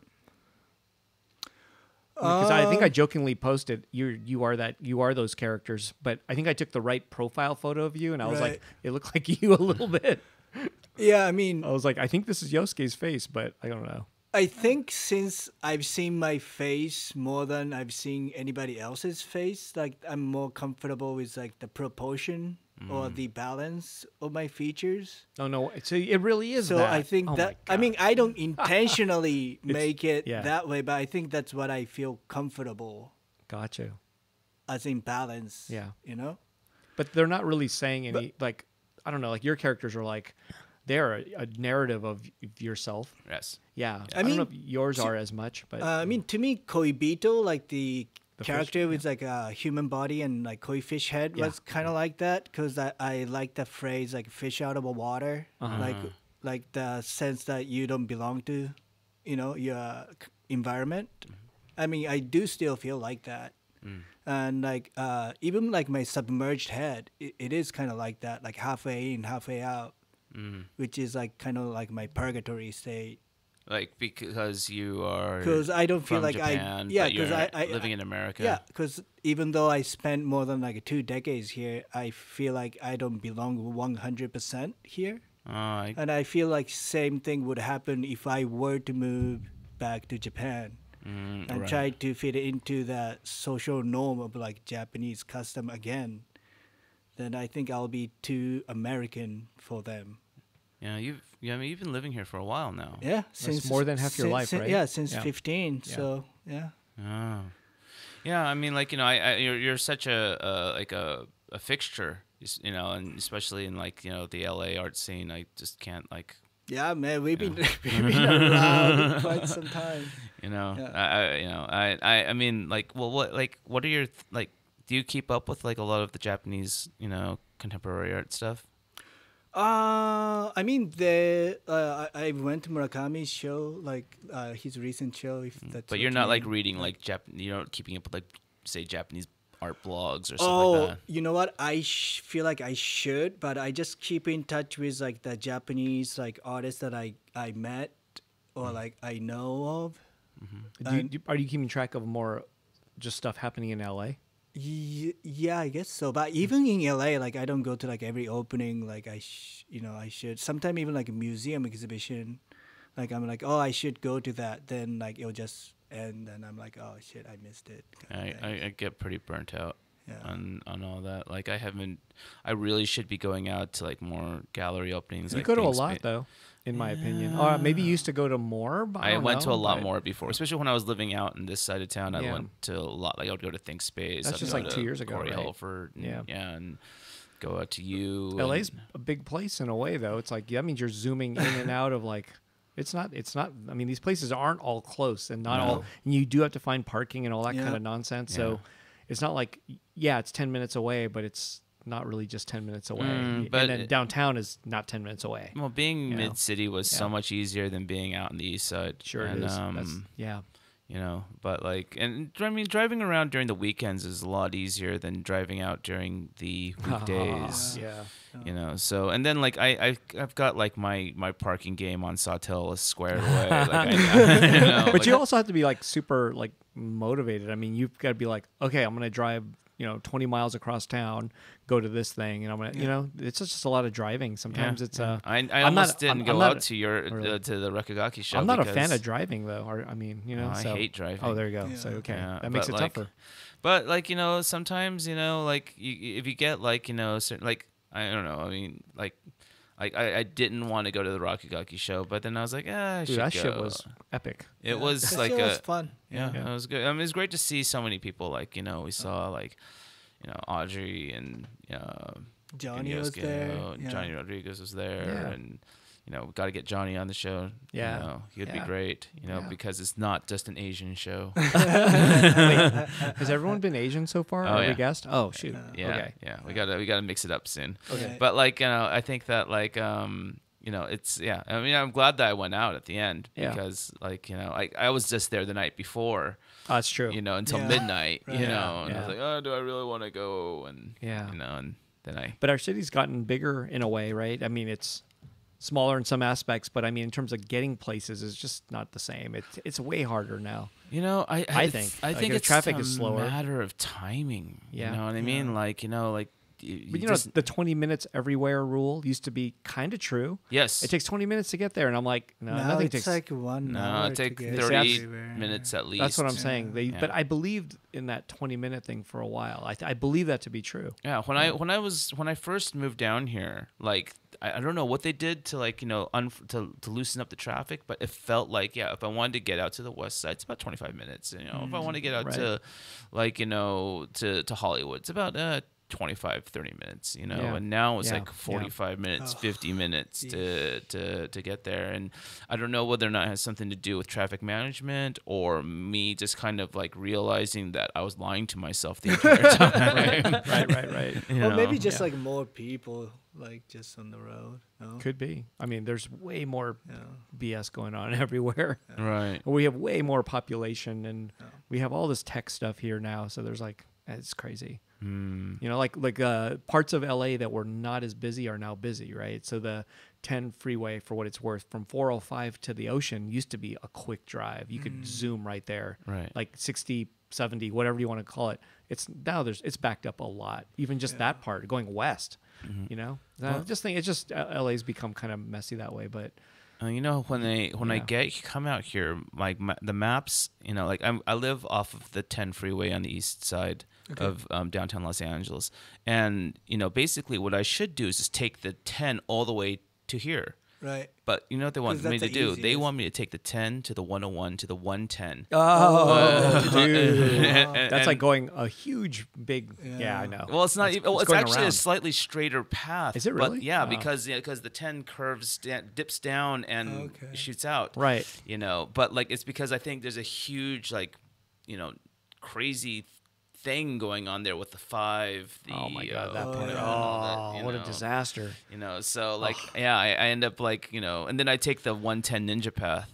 There's a What do you call that? I was called a ninja path because like when you're like getting onto the 110 going west, there's This is LA shit, everybody. yeah, Just so you know. sorry. It's okay. We're But gonna- like there's I need to hear it, there's though. 3 lanes of the 110 already kind of going, is congested. Right. And You're then talking about there's you're talking about cutting through downtown LA instead of going around. well, no, well, Right. I'm still but there's 2 lanes here that kind of go and merge back onto the 110, but it Yeah, doesn't like, say it It is. says like a Oh. 6th Street, 4th Street. but Right, then yeah. You're the talking 10. about the Yeah, yeah, trick. Yeah. Yeah. You know what though? People have caught on to that trick. Yeah, man. but like not everyone has. I know, But I know. What if the that path is you can fly on that path sometimes. yeah. Yeah. What about the Wow. 10? Like sometime like Oh, the like the side. Yeah. That's another ninja way too. Yeah, I take those ninja paths too Wow. sometimes. Yeah, it's just you have to learn your freeways and not and make bold moves. Like you don't. Maybe this connects to the freeway, maybe it doesn't. We'll Damn, see. damn. But it's better than sitting still and fucking the soup. Oh my God. So sorry for getting all LA on Sorry, everyone, yeah, guys. this is LA I conversation. like the ninja it's pass, though. it's weird that we all understood what we're talking about without even. I mean, we all know what we're talking Yeah, about here. well, It's we like- all, yeah. That's funny. It's Like the I knew exactly what you're talking about when you said like 110. Like Yeah, in that New right Japan. one, I was like, oh yeah, I know that one. Yeah. Yeah, it's great. It's great because and then it just drops you off on the lane that takes you right straight to the 10. 10. Exactly. Well, yeah, 10 west. Because it's all the way to the So right you, side. so you know yeah. that you go even Yeah. faster. 'Cause You're Yep. just like, I'm gonna. And Zoom. I don't need to merge lanes. I just Yeah. keep on just But take. then the you have path. to watch out for other fools that are like careening across, trying to get. You know. All right. Well, there is like one Yeah. thing where it's like that they have traffic coming in from downtown. I know that one. Watch out for that one. Yeah, and you then, always- but once you're on that road that's going to take you to the 10, you got to watch out for people that are getting on an on ramp because they're trying to get to the 5. Like they're trying to cross over, and you got to watch out. That's dangerous to me. Yeah. I'm like, dude, you're going too slow and you're crossing over. You know? Oh yeah. Well, no, freaking like. See, we're Dude, you could, like we could spend like at least 30 Yeah. minutes talking about about like the secret LA ninja paths, pass. and freaking the LA freeways. But like I'm kind of bummed that like they changed like a lot of the carpool lanes into like toll lanes. Oh yeah, Oh, like you the know. fast pass. Yeah, right? the fast pass Yeah. lanes. Yeah, Yeah, I yeah, hate yeah. that. Like it's like come on, like well, I mean like when I was like I was going to LAX on like a couple weeks ago, and we looked like we were running late, and so like and my sister was driving, and she just got frustrated and like jumped onto a fast pass lane. You got a ticket? She probably will get a ticket. yeah. I know, but Yeah, like I you'll think get it's a ticket. it's our first time doing the fast pass thing, and in which case they usually are a little bit more forgivable, and they'll only charge you how much it would cost. I've done it more than once. Yeah. So yeah, I think you're right. Yeah. The first time I believe it, it was really little, and I was like, "Oh, well, fuck that." But I did it again by accident, and I didn't even realize it. And it took a photo of me driving and How much everything. was it? Yeah. I forgot, but I remember it was like 30, 40 But bucks or sometimes something. like depend. $30 maybe. But I did it, but it's one of those things. I got the photo, and I'm like, I don't remember me doing it. So that means I did it by accident, Right. Yeah. pure Yeah, accident. yeah. I didn't even remember. Wow. So that was the lame part about it. I see myself in the picture. I'm like, what was I doing?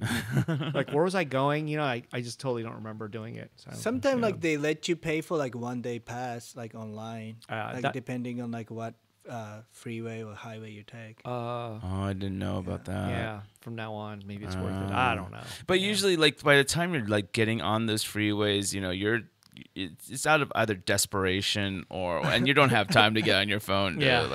No, but they give you like 48 hours or like 24 hours or something like that. Oh. You mean after you fuck up? After you hop on, because I'd never seen I that. did that on like highway or freeway 22. Oh, that's an orange. Coming back from like Phoenix to LA. Mm. Then I didn't know it was like a fast pass, and I looked it up, and there was like a 1 day pass, which was like $7. Oh, okay. Because otherwise, I think the fine was like $70 or something. Ouch. Yeah, yeah. Yoskay, I was just actually thinking, just suddenly wondering, like, who would you call like some of your biggest influences on your work? Oh God. I'm not sure about the influences, but I do always enjoy like work by Taiyo Matsumoto quite a lot. Wow. Taiyo Matsumoto. Yeah. I'm not sure. Tekkon Kinkreet. Tekkon Oh Kinkreet, yeah. Booyah. So I The think manga, I right? think Yeah. he will be like my top that I can. I like him because I know like I'll never be able to draw the way he does. Well, he has his own specific voice. But that is a style like I kind of, I don't know, admire and respect so much. right. Like Yeah, it's yeah, rad. like he is definitely like one I can think like is always like I'm a big fan. Didn't he do like? But your work doesn't quite look like his at all. No, does it? No, I'm trying to think, no, right? because way he draw and how I draw is like so different. Yeah, but not even but close. it is a person that inspires me or like Yeah. I like his work like I consider like better than like certain like contemporary like fine artists. Wow. Even though he's just I don't want to say just mangaka because mangaka is like such a respected Sure. like career and a profession. Yeah. I but- mean, that's in Japan, so it's different, right? But like I don't know, like Yeah. It's amazing. How do you feel about like these lines between like contemporary art and illustration and or illustrative arts and stuff like that? Personally, I like seeing style and craftsmanship and certain level of skill Right. in people's work. Absolutely. because I aim for that too. Mm-hmm. So I always enjoy those type of work over like certain conceptual or like fine art paintings. Mm. So like that's part of the reason I think I like the Los Angeles art scene quite a lot because we're just a bunch of illustrators. Does it feel like it's an LA thing exclusively? I mean, think didn't it I does. didn't make that connection until you guys started talking about it on this podcast. And Oh, wow. I was like, you know what? It's coming full circle this quick. I was like, it kind of is. Yeah. Yeah. I think it definitely is. Yeah. And I've heard people talking about like, you know, the fact that like it is rooted in the fact that like there were a lot of animators and illustrators in Los Angeles that And like the underground comic scene was in San Francisco too, right? With Right. like Crumb and right. Yeah, Right? yeah. But Yes. like once a lot of these studios closed, a lot of artists Oh, were kind okay. of like going, all right, well, I'll Right. just take my craft and try and Yeah. like sell it to my fans. And then like galleries popped up to try and become a middleman between the fans and the Right. and the artists. Apparently, you know, I mean, like, you know, you look at like so many artists in this scene, like Sana Hong and Tim Biscup. Right. I'm sure there's a lot more, but those are the first two that come to The mind. only two you mentioned? Yeah. Well, Oh, I okay. think Gary Baseman's background's in illustration and Right. animation. There's a ton of them, but I just can't think of them off of the top of my head because I'm a little bit, you know, blah. But like, you know, I think that, you know, that I'm sure there's a shit ton more that, like, you know, if I really kind of thought about it. I thought you were actually mentioning some like even an older generation. Right. Before Well, that. I mean, as that's like a- of the generation right before mine, but Yeah. like, you Yeah, know, but then before that, like, I was thinking, yeah, like who were these people in maybe 1990? You know, like there must have been a scene just at that time. That, and there's, well, you know, like an ex-animator that, you know Right. what I mean, And I think part of know. it has to do with like a skateboarding culture too, because skateboarding culture has been like so big on West Coast, right? Like California. sure. yeah, And like skate graphics, a lot of them were kind of like more illustrative than like kind of, you know, graphic design. I guess as an influence, yeah. I'm just trying to think how many skateboard artists. Maybe Pusshead. Pusshead was a good one, right? Yeah. Yeah, there's a whole bunch that stay in skateboarding. Like they are Right. still just mainly skateboard artists, you know. I The guy from guess Alien Workshop, I don't know his name. yeah. Seems like he's just a skateboard artist. I don't want to say Alien just. Workshop is still But I around. mean, I'm not saying they Is it become like Pendleton? Is his name? they Don become Pendleton or like something? artists, but I'm saying like they are definitely like influenced. Yeah. if you're No, they're growing up influential, in- but I was trying to think of the yeah. ones that actually crossed over. There's probably a bunch, you know, from that were once in I animation. mean, and then, even like people like Yeah. Jim Hauser, even though he's not like LA guy, Yeah. he's definitely from that culture. For sure. Same thing with like Ed Templeton, Yeah. like Scott Campbell, right? yeah, but it's not Scott. What's his name? Wait, is that Scott Campbell? Thomas Oh, Campbell? Thomas. Sorry, Thomas Yeah. Campbell. No, there's a But, scene. you know that Yeah. that It's generation. still like that's just a right? handful. You know, I was thinking there's like should be a lot Or more. like Mark Gonzalez. yeah, Right. But I think part of it is, I mean, as an influence though, this influenced. They just definitely influenced like a generation, right? Yeah. Jeff McFetrich would be part of it too. Then. Yes. Yes. So yeah, because a lot of them, like if I ask the kids that come in that are in their 20s that are in art school, I don't think they know those artists. Mm, The ones I'm mentioning, the ones we Right. just mentioned, right. I don't think most of them will know. You Yeah. know? Right. So, It is definitely generational. yeah. Right. I mean, this is 10 years ago type shit, right? It's not Like that when long. I was like teenager. It's not that long ago. yeah. 10. Yeah, It's- but yeah. I kind of Yeah. feel like generations kind of come Fast. around and like Right. like Yeah. I remember like when I first came down here, I felt like I was like actually Yoskay and I would probably be like what I would call like third generation in the sense that like previous to that would be like Gary Baseman, you know, whatchamacallit, Tim Biscup. Oh, there before. Yeah, yeah. I thought we'd all be in the same time. And then no? before that would be like the Robert Williams, Williams, Yeah. group, yeah. and Yeah, Call you know, Sure. Mark Ryden, you Yep. know, kind of, Kozik. Yeah, Right. yeah, yeah. Frank Kozik, Sure. Yeah, Yeah, so, absolutely. you know, it's 100%. But then, like, for example, kids that I come into the shop, they don't know who David Cho is, right? It's already like a lot of artists, young artists, they don't know who that is. No idea. But he hasn't been as active as like the time when But we were it's young. only how many years ago? You know, like they don't know who it is. the David Cho book, the monograph we saw at the store. A lot of people don't know who that is anymore. That quick, you know, they don't have no idea. And I have to explain, and they're like, "Oh, a guy did a mural at Facebook." I mean, that's not even what David's to me is the, you know, like. That's the thing that got him the most press. It got him the most press, but that's not even like about his, you know, necessarily about the art. It's about doing this mural and getting a lot of money. Right. But the people don't know even that story. They don't even know that anymore. That story's almost gone. That Really? quick. Yeah. A lot of people are like, "What? That happened?" And I'm like, "Yeah, it happened," but they don't know. And I have to explain it, and then they're just like, "Really?" And it was not that long ago, right? Was it less than 10 years ago? No. Yeah, less than 10 years ago. Less than 10 years ago. Yeah, that's what I'm saying. But that story's already kind of forgotten. They don't know that David Cho is that guy. And some of them are like, "Oh, yeah, I think I heard of this thing," but they don't know. You know, it's really common. Being in the store, I see this happen all the time. I mean, kids, the younger generations and the way they consume information must be like fucking crazy. Yeah. You know, or, you know, maybe there's just so much they're being bombarded by, like, you know, they just don't have the, you know, None of us do. fortitude to like care about what happened before. You know? Yeah. It's pretty crazy, you know, and I just like, that's why, like, sometimes that book, I'm just like, "Oh, I'm not going to put it out here anymore." Like, I just put it in the drawer or the cupboard. I'm just like, forget it. You mean the one that you published a long time No, ago? no. I'm talking about his big monograph. The thick one, The right? bigger one. Yeah, The big book, right? David made his own self-published Isn't book. that like stupidly expensive right now? On $60. Oh, the one before that is by Chronicle Books. That one's stupidly expensive, but the self-published one, that's the one with the hand, shuriken. has a hand on. Yeah, the hand, yeah. exactly. That one is out of print. But the self-published one, the one like came afterwards. It's yeah. called Snowman Monkey Barbecue. I think I saw that on eBay or on Amazon for like hundreds of dollars. But it shouldn't be, because I think we have it on eBay for $66.66. You know, the whole 6666. Well, I mean, But that's his the value, yeah. thing, right? Like, you know, as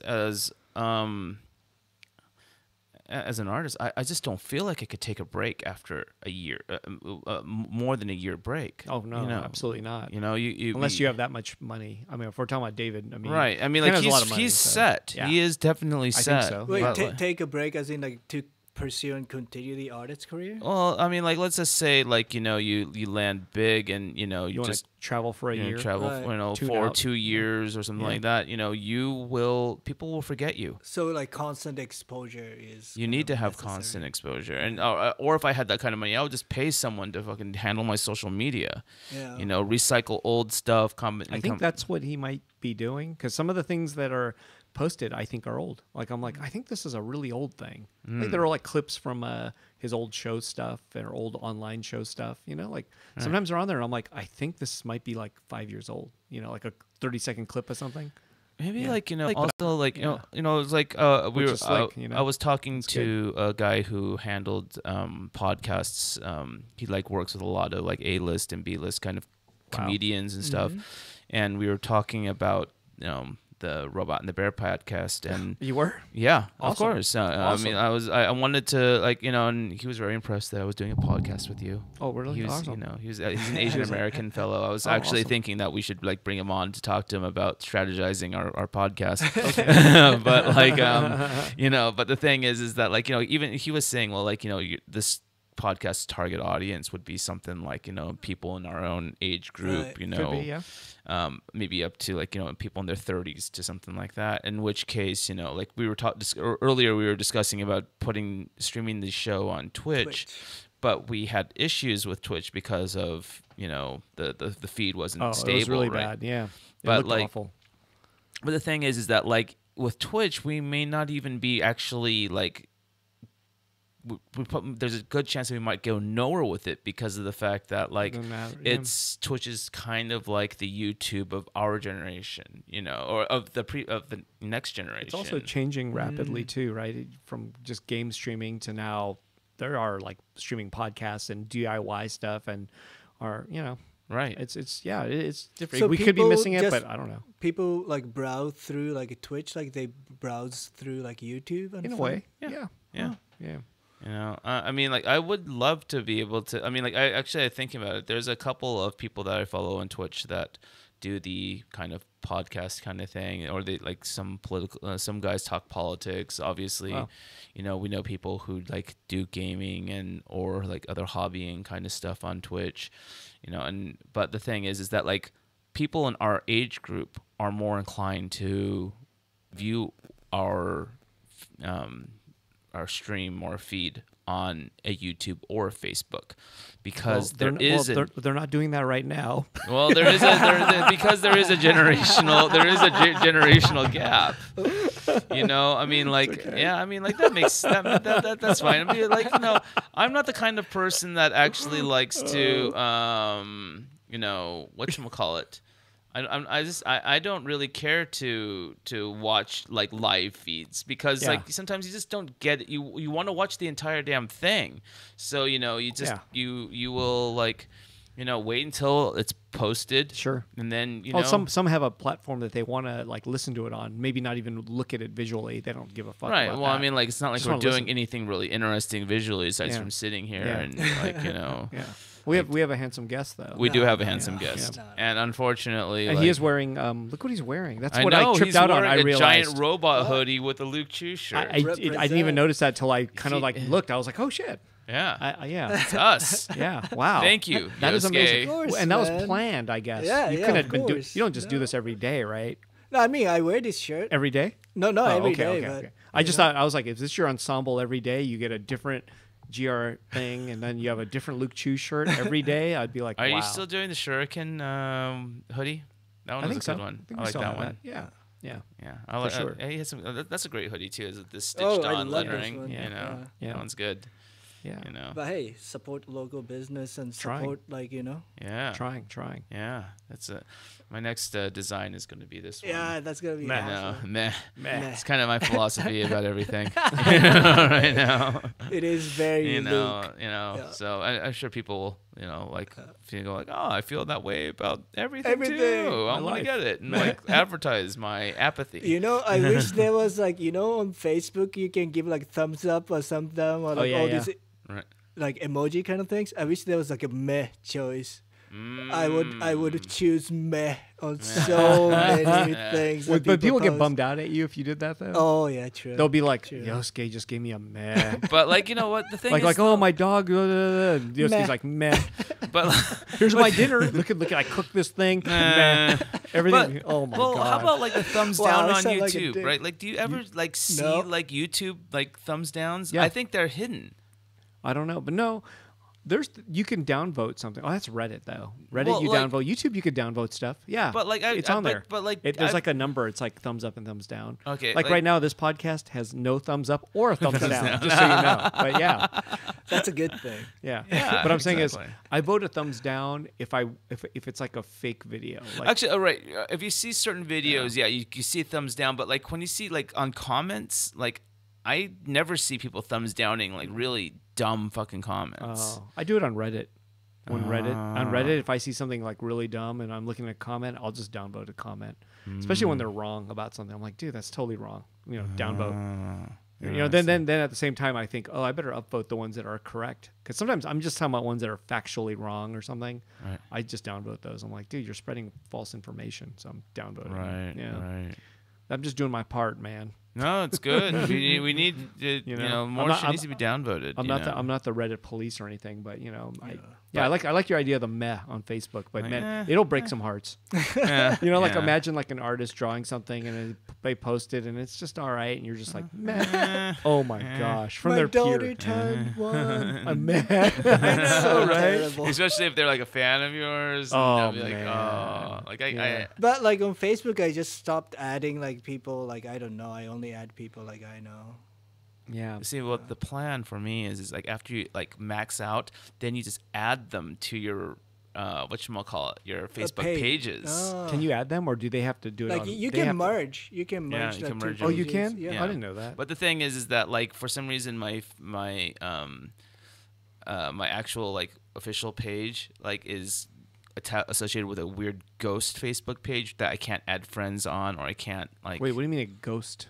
like yeah like I There's have another one? a different email. Yeah, there's another like page that I have another like, you know, You made it yourself? Yeah, I made it a okay. long time ago, and I tried deleting it. Oh. And but they wouldn't allow me to delete it because it was the whatchamacallit, the administrator of the whatchamacallit. But now it's this weird ghost page that like I can't add people. Isn't it weird? And no one will help you, right? Yeah, Like no one on Facebook will help me. And I've been that weird? trying to get it active again so I can like add administrators to it because I want to use my. But do you have the access to this ghost page? Yes. Yeah. So you can't just simply like delete it?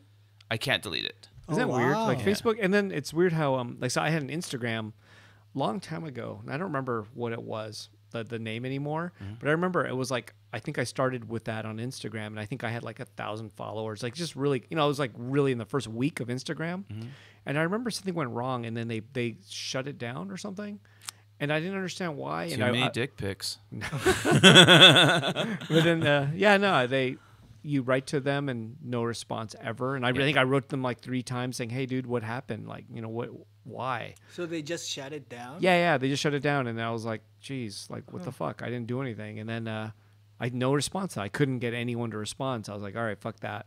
And I just abandoned it. Yeah. Well, I kind of hate that about Facebook is that they do not have a tech support.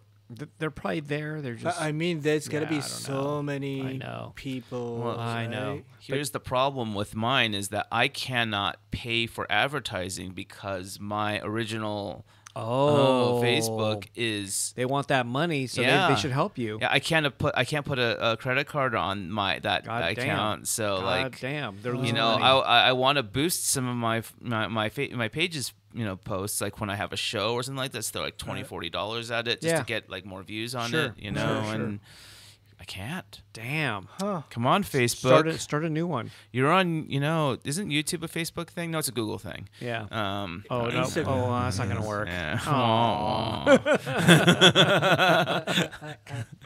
Come on, YouTube. I know what happened. But Aw. like, no, I mean, like if I said, come on, Facebook, no one's like they're scanning the feeds and going, oh, someone's calling us. Let's hear what they're saying. Oh right. Anyways. What time is it now? How long have we been on this thing? Oh, we're still doing good. We're still doing good. No, we're still doing way we got good. plenty of time. Yeah. Oh. Not really. Actually, we're at 145, I think. Yeah, about or 139. Yeah, something like that. Yeah. But what do you got coming up, Eric? For me, let's see. We have a show curated by Marty Inukai.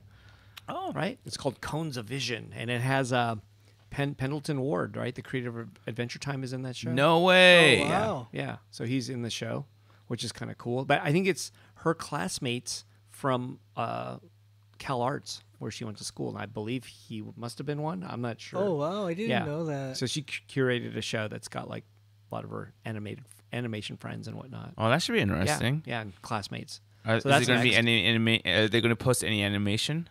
I don't know about that. Post animation? Like, are they going to like actually? You're going to have screens and like animation and stuff like that, or is this just going to be like flat 2D work? I'm not sure. Yeah. When's this going up? The 30th. Wow. Yeah. Your turnarounds are quick, man. It's the same as everybody else's. Yeah, You're almost just sitting everyone across else's. from me once a week, so it sounds like it. But ultimately, no. It's Every it's three not, 3 weeks, right? yeah, it's every 3. Yeah. Yeah.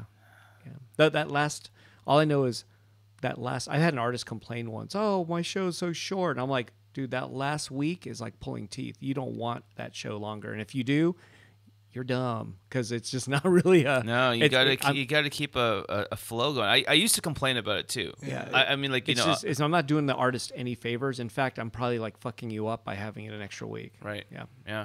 Well, especially kind of like you have like that foot traffic that of people going to Sawtell and like, you know, it's not like a gallery in the middle of nowhere that you might want to just keep it up longer because it's in the middle of nowhere. Right. Or you need to speed it up to get more people there. I'm not sure, but it's one of those things where people walk in, they're like, God damn it, same show again. I'm like, it's not my fault, it's the artist's fault. You know, I can blame the artist on that one. Well, I mean, like I understand the artist perspective too. Is like you spend like yeah, you know you do spend quite like a lot of time. half a year fucking putting a show together, Sure. and then I know. fucking it's just like what It's over in a second, right? Yeah. Feels like it anyway, but I don't know. I don't feel like I'm doing any favors for anybody with an extra week. Right. Do you keep like an online catalog of your shows on your website? I try to, but then so I use it's Shopify. Shopify. The problem is everything is merchandise. So that means the pictures. If I have a show, it all just has a photo of the art and it says sold out. Let's say, and let's say I returned it. It's you know what I mean. It's like all the pictures will be there, and it's basically flooding whatever is new for the artist. You know what I'm saying? Like your new stuff, it's going to be flooded by like 40 photos or 100 photos of past artworks that we once showed. Right. That's sort of the problem with it. And that's kind of the problem with Shopify is that it kind of works that way. It's not a perfect system, and I think that that's something that they need to fix. Because everything is like inventory, right? Yeah, it's all inventory, and so it's not exactly like a collection of Right. past work. Because otherwise, it becomes inventory, Right. and it shows up like that. And Because it's you not can't- like a portfolio. yeah, and you based can't website. you can't separate it. It doesn't. It does not work that way. And luckily I know someone who works there, and I've asked him questions about it, and he said, no, it doesn't quite work that way. He goes, they're working toward new stuff that might, there's new templates that will address this, but there's a lot of things that you can't do. Like you can't. Gosh, it's so weird. They can do it now, but for a long time they couldn't sort it by. Is it sorted by date? You know, like how websites have sorted by date added, Right. Sort by price, like highest to lowest, and all that. Right. I think Shopify doesn't have all these things native. You have to buy plugins or get a custom program Oh, thing wow. in. Yeah, and it's That's weird how because they I'm like, get why you. don't you have that? That's not the first thing you need, but I think the new templates now are starting to have that. But for a long time, I was complaining. I'm like, dude, isn't that the first thing you make? Because that's Right. the first thing I look for on a website. Is, Right, So right. maybe that'll solve some of it, but Right. we'll figure it out. Yeah. But I mean, you have the Flickr site, right? Flickr. Right? Isn't that funny? It's like it feels like a dying website, but in the end, a photo collection like website, like I guess that's Instagram at the most. But I Yeah. mean, if you have to upload 100 photos, let's say from one night, Right. yeah, Flickr is still like a good place for it. I mean, you could just throw it in a Google Drive or something and let public look at it. But Yeah. it seems like Flickr still works, so we're Yeah. still using it. But I feel like I felt weird about paying for it. I'm like, okay, I got to pay for Flickr. Oh, I didn't know you had They to just pay started. for it. It started this year. Really? Yeah, What? yeah, it's mandatory. You have to mandatorily pay for Flickr to use over a certain amount. So I had to pay, but I was like, it's not a lot of money. I think it's like Right. $100 for a year, but Okay. or maybe it's less. But the whole thing is, felt weird. I was like, God, shouldn't there be a free solution for this? Yeah. But we've been using Flickr for like, I don't know, Decades. 15 years or something. So Really, I didn't even know that because like something like that. I keep like going to your website, like trying to like find like show information, upcoming show information, and stuff like that, and I kind of get lost in it. Oh, well, it's on the banners on the top. Usually a calendar maybe has it. Our calendar. You just click the calendar button. We'll have that. So stuff like that. Yeah. But I don't know. I keep on wanting to see like a. Get on our email list. We'll send out an email once a week. We do that whole thing. So Do I get? Am I? I don't think I'm you gonna probably are get not. it. Yeah, you probably are not. Oh. Yeah, but it's okay. I'll have to like It's no big go deal. write it down. But that's it's a hard part about doing it is having to keep up with all these things, right? Like it's still social. Even Flickr is still social media to me. Yeah. I still count that as social media, And and I'm like, I gotta post that, and Right. it's a nonstop job. And you still do blog. A little bit. Yeah. I don't do as much as I don't write because I feel like But you link your Flickr Sure, page to I do your it. blog. Yeah. Yeah. But, But what about Giant Robot Media? that's pretty much a ship that's sailed. I still see posts on that, once in a while. Yeah, once in a while. Yeah, technically, I get email from George every once Technically, in a while. that thing is pretty much done. Once in a while, Yeah. yeah. Not as often as It's used to. Yeah. it's like a lighter that's kind of you're just flicking and it's just sort of sparking. You're hoping for it to just light, but it won't light. It's like Right. that. It's like spark. Does George come by? Yeah, man. Yeah. Sometimes, yeah. I wish him luck. He does that vacuum cleaner thing, which Yeah, we'll get him on the cool. show one day, Yeah. Yeah. and we'll make him play piano on this thing because he's a concert pianist, Yeah. professional like level. Yeah. Like not quite He's Amadeus level. sponsored, right, by one of the piano Dude, manufacturers. Steinway, man. Yes. Yeah.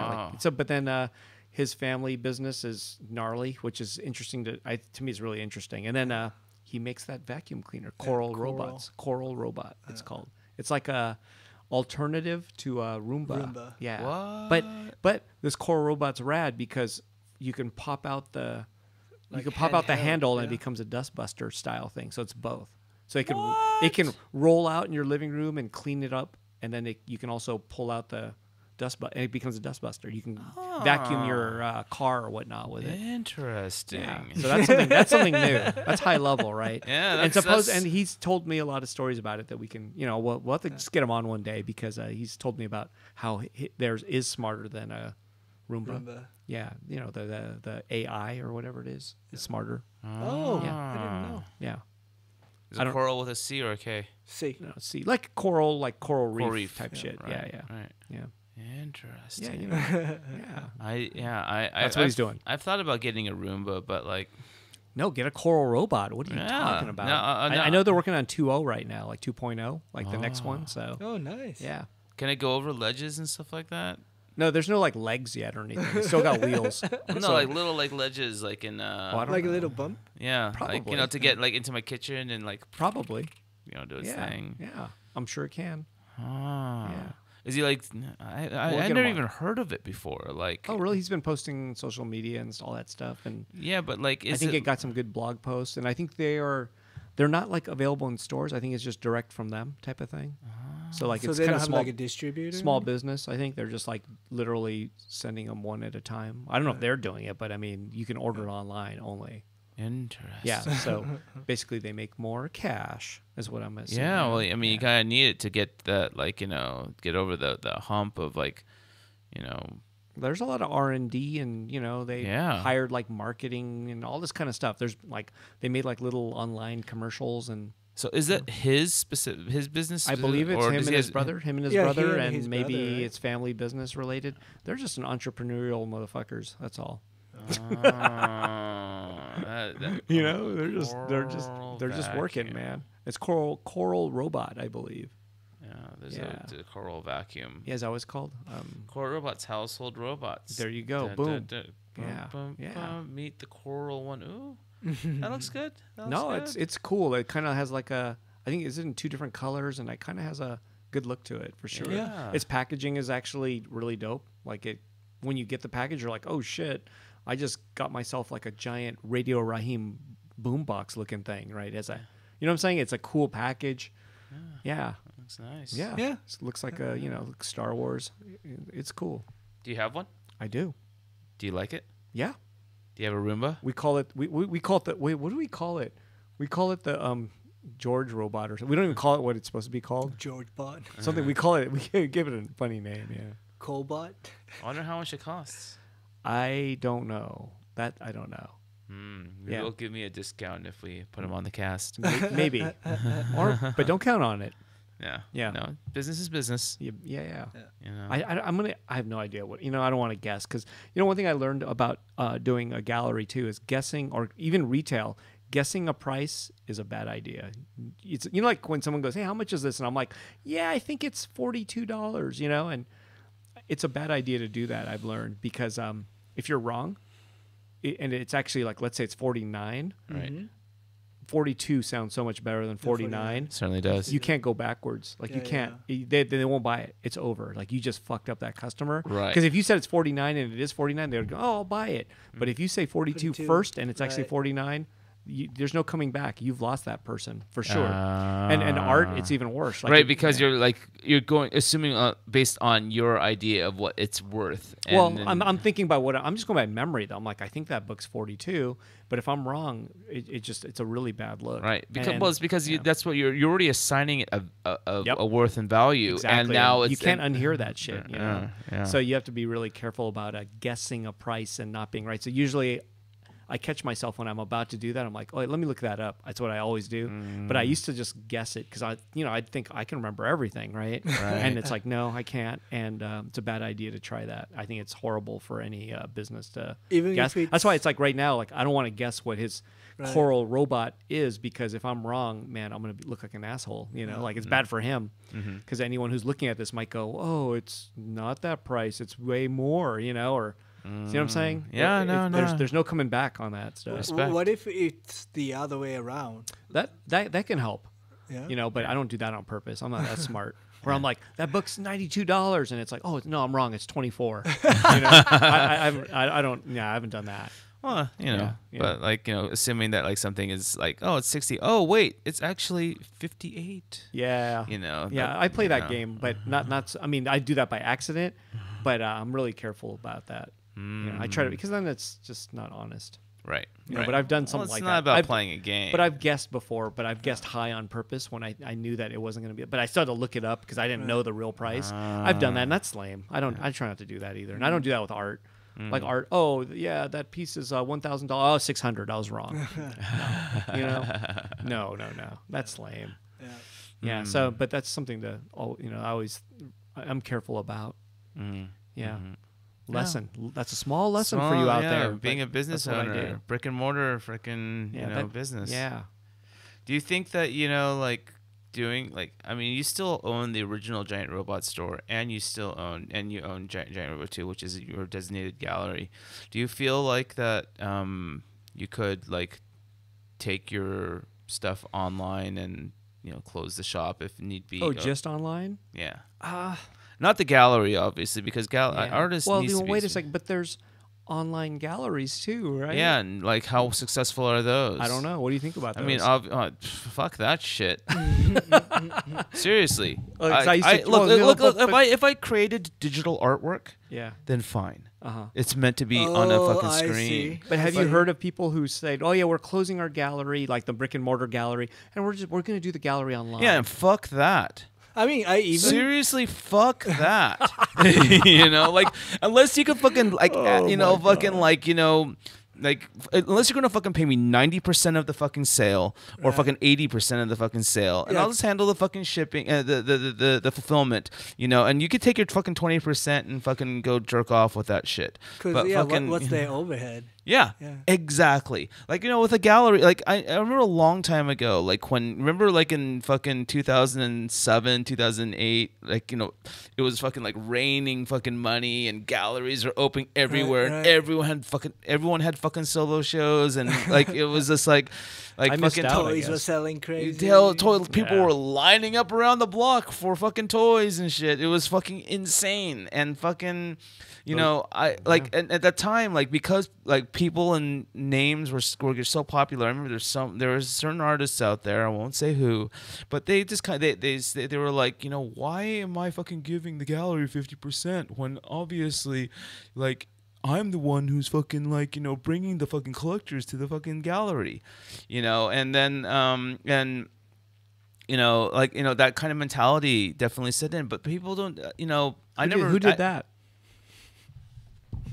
I'm just kidding. I'm kidding.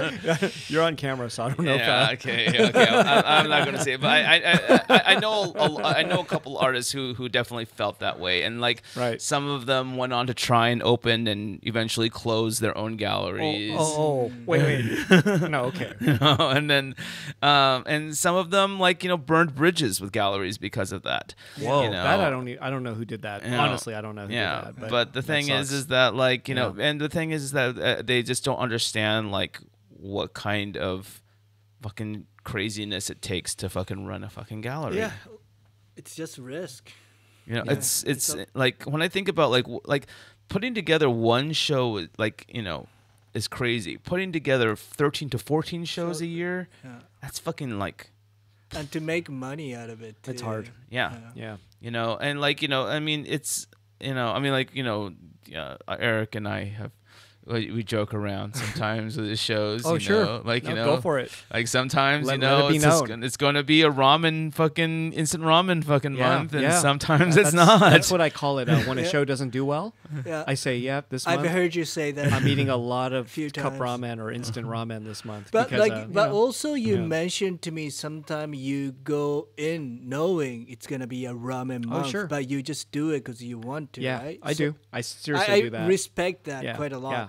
I do that all the time. It's also, it's taking a risk, but I mean, it could work out, but a lot of times I kind of know. I'm like, okay, this one's going to be a tough one. Right. But that's where, like, again, I've said it before that it's artists that like yourselves, right? Or other artists too that do well who actually will show with me, even though I think they're 10,000 leagues above what I am, like James Jean will do a sketch in our sketch show right now, right? For example, but if I can sell those things, I make extra money, and that's what kind of like pads me for a month of instant ramen, right? You know what I'm saying? Like that's how like it works though. But inadvertently, the better artists are actually in a way supporting the chance of a new young artist who might take a shit on their show, but or might not. But I mean, it's I'm willing to give a risk because I have great artists who are showing who are doing maybe decently.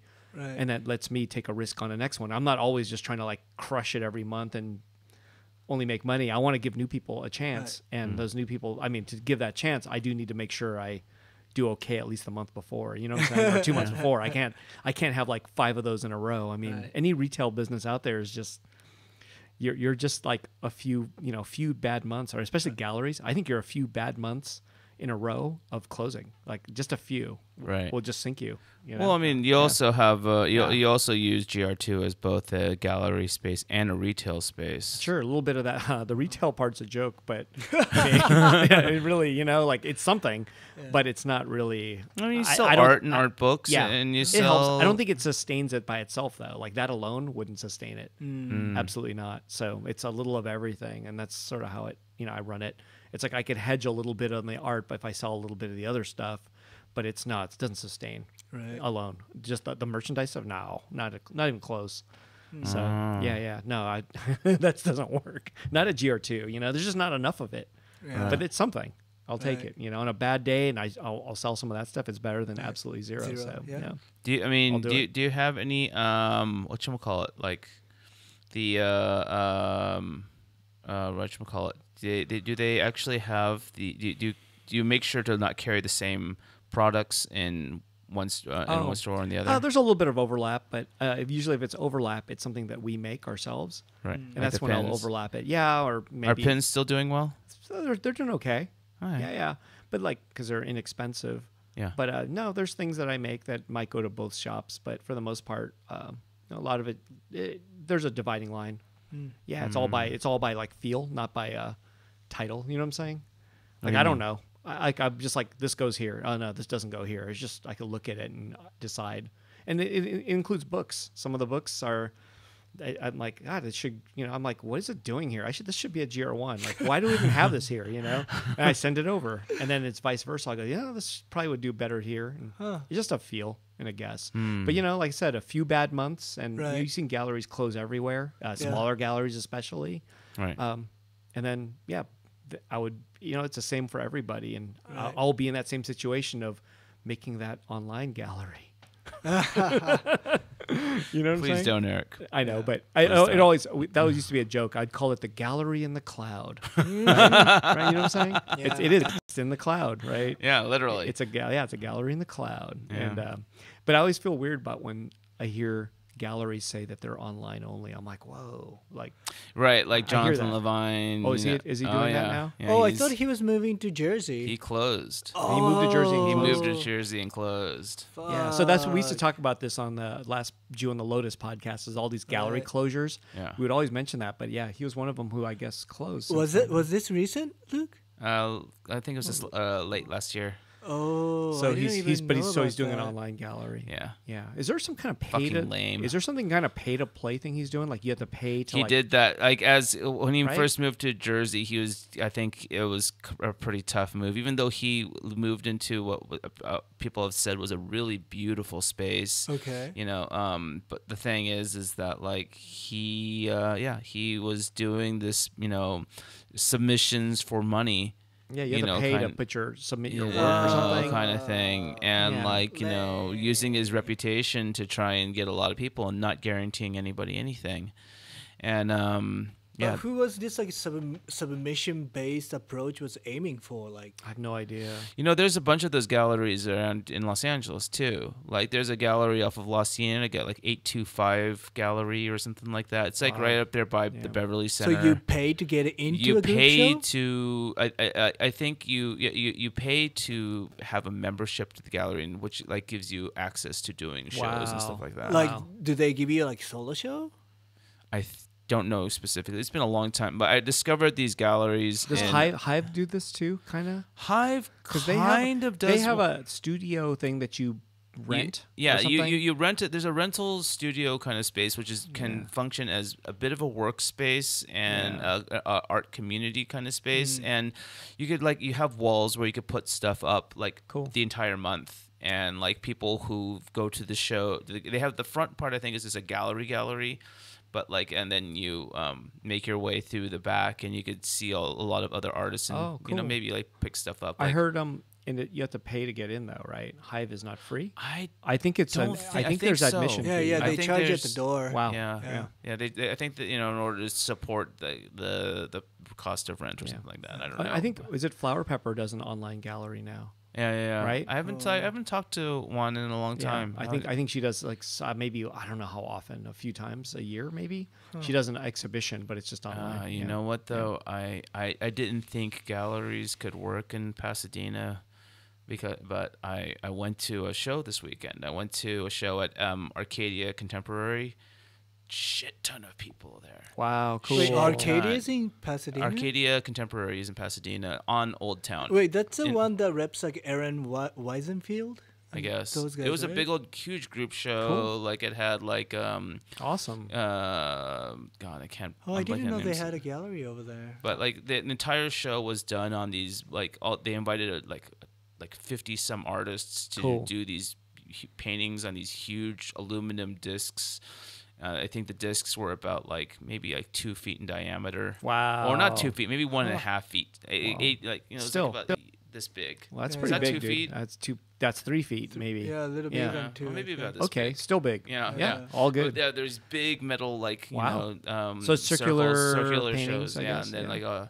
they had 53, 54 paintings in there. Wow. And it was a good show. It was a nice show, and Awesome. but they had a shit ton of people That's awesome. You know. But is it the people? I mean, have you seen a lot of galleries where there's a lot of people, but then they close, and you're like, how did that happen? Because it's not, you. Well, just because you get a ton of people fucking showing up doesn't mean anyone's Yeah, spending. that was the example of that one gallery that was is it Highland Park and then moved to Oh, Chinatown? And the really cool dudes that ran it, yeah, man. yeah. I love them. I know you're talking about. forget I the went name. there once. Yeah, I don't remember I don't remember the name of the place, but I remember Jealousy. I would see the crowds. I'd be like, Yeah. dude, there's like a A line. young crowd too. I would see a line around the block. I'd be Yeah. like, dude, they have a line that's like massively long Yeah. because they would do a drone shot or something, and I'm like, dude, it looks like I don't know, tons That of people. looks right though, but that doesn't necessarily connect. Yeah, but then to they closed. They sale. closed. They closed in a pretty short time later, and I was like, God, how did that happen? When you have that many people, I mean, all they had to do is each one gives you $1 and you'll be rich, But Well, I it mean, didn't like, happen. I don't know. Place like that could be like a social scene more than exhibition Right, space, like right? if the It owners of the probably, yeah. galleries have their own names and reputations, Still, and I guess, but that as much, influencers or whatever, what we would now call influencers, I guess. But that much, that was a question. I was like, but that many people, it had to, but then I just didn't understand. Then they closed, and I was like, wow, I guess that didn't sustain, or something was wrong, right? It didn't work out. It's a hard game, man. Yeah. It's a Hell hard yeah. gallery fucking shit is a hard Hell fucking yeah. hustle. And they didn't do the online gallery thing afterwards, I don't think. Yeah. Yeah, that's a Yeah. That's a tough one. That's how you're able to move my one piece. Let's do that online, thing. yeah, the magic, online magic. Yeah. Oh, I failed. No way. I'm so glad I'm taking a break after this. This, no, I'm just. I don't have any major shows until next year. Oh, Awesome. sweet. Yeah. Cool. I hope I can survive economically. I haven't completely figured out all my money things yet, so I'm probably just going to be doing a ton of group shows just That's to cool. make up for it because Sell them toys, man. You toys- always have stuff coming out. toy sales are tough, man. Yeah, you always have Toy stuff sales coming are out. Though. I tough. see some cool stuff coming out. Yeah. Well, it's always a gamble. The toy thing is not as solid as it used to be. Yeah. Yoskay and I we both had pretty big releases with Monkey King. You have He has got stuff something coming coming. up? He's Yeah, got I have stuff with Patrick. and you coming have out. more stuff, right? Yeah, Beyond just Patrick. Well, I mean, not just Patrick. I'm but I supposed saw to that. have that figure with gallery in Philippines. I don't know if that's I don't know if that's happening, man. I've been trying. I haven't heard anything Big Boy? from them. Yeah, they're trying to do it. He was just like in France for a couple of weeks, Yeah, I think. yeah. You know, doing like awesome French stuff. Yeah. Have you heard any updates on that? Because they had an art fair, I guess, in February. So they're just kind of busy. I Yeah, guess. they had. I think. Yeah. I think they didn't have an art fair out there and did really well. Oh, really? Yeah, really well. From what I understand, and There then, was some. I saw some they'll- interesting, like with that gigantic inflatable dog thing. Oh, I don't know that's, about that. And then artist Yoka had like installation. It was really interesting. She like had all these paintings up, and then she had like these like pinata kind of like things of her like girl character, and then like as you know, and it started with her and a bat and just swinging, and like all of the pinatas were filled with paint, and so she was smashing and like paint just splattered all over the that's walls and on awesome. top of the paintings and everything and on the ground. So and she was messing up her paintings. yeah, Holy I shit. was like, yeah, her, and I was like, whoa, That's pretty holy rad. shit, you're the bomb. You know, that's amazing. Wow. Yeah, it was that was an interesting like looking kind of fair, you know, but I don't know.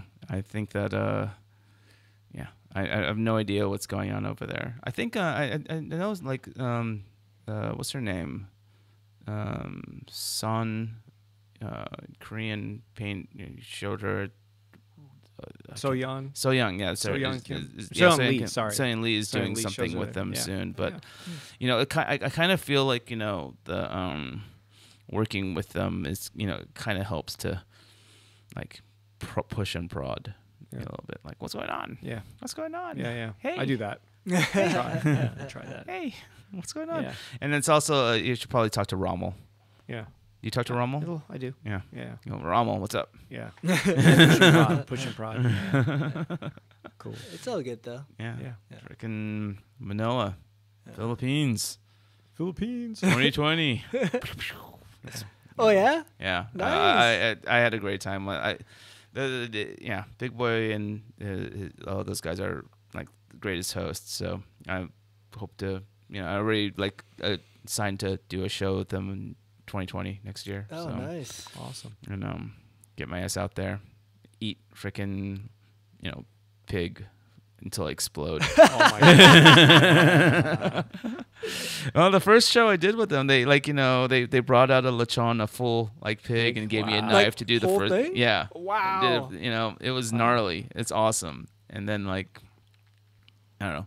I always kind of feel like I remember like thinking to myself when I was eating there, like, you know, because like the Philippines, especially like, you know, before, you know, Duterte was like, it was pretty a dangerous place. Like a lot of crazy shit was going on, like kidnappings and like, you know, lots of like violent stuff. And Oh wow. like eating the food, like the food is so rich and yummy and everything like that. I would say like, man, this is like eating my last meal. You know? And you know, because you know you never know when like you know life's just gonna turn a corner, you know, and things are gonna end. Well, it could be the other way around. You could be eating that stuff and that could be your end. Well, fortunately for me, I get to like, you know, like leave and, you know, come back to, you know, paleo land or whatever fashionable diet trend is going on around here. Well, lastly, you're on a specific diet. I'm a very selective like pescatarian now. Really? I mean, I'm not against like eating meat or like eating dairy, but I just don't like what's out there. Like if I meet a nice like local farmer, or Okay. like if I eat at like a farm to table kind Right. of places, I don't mind eating meat. For sure. But I don't know. I just don't like eating like meat that's come from like the more like factory style or like industrial style kind of That's great. places.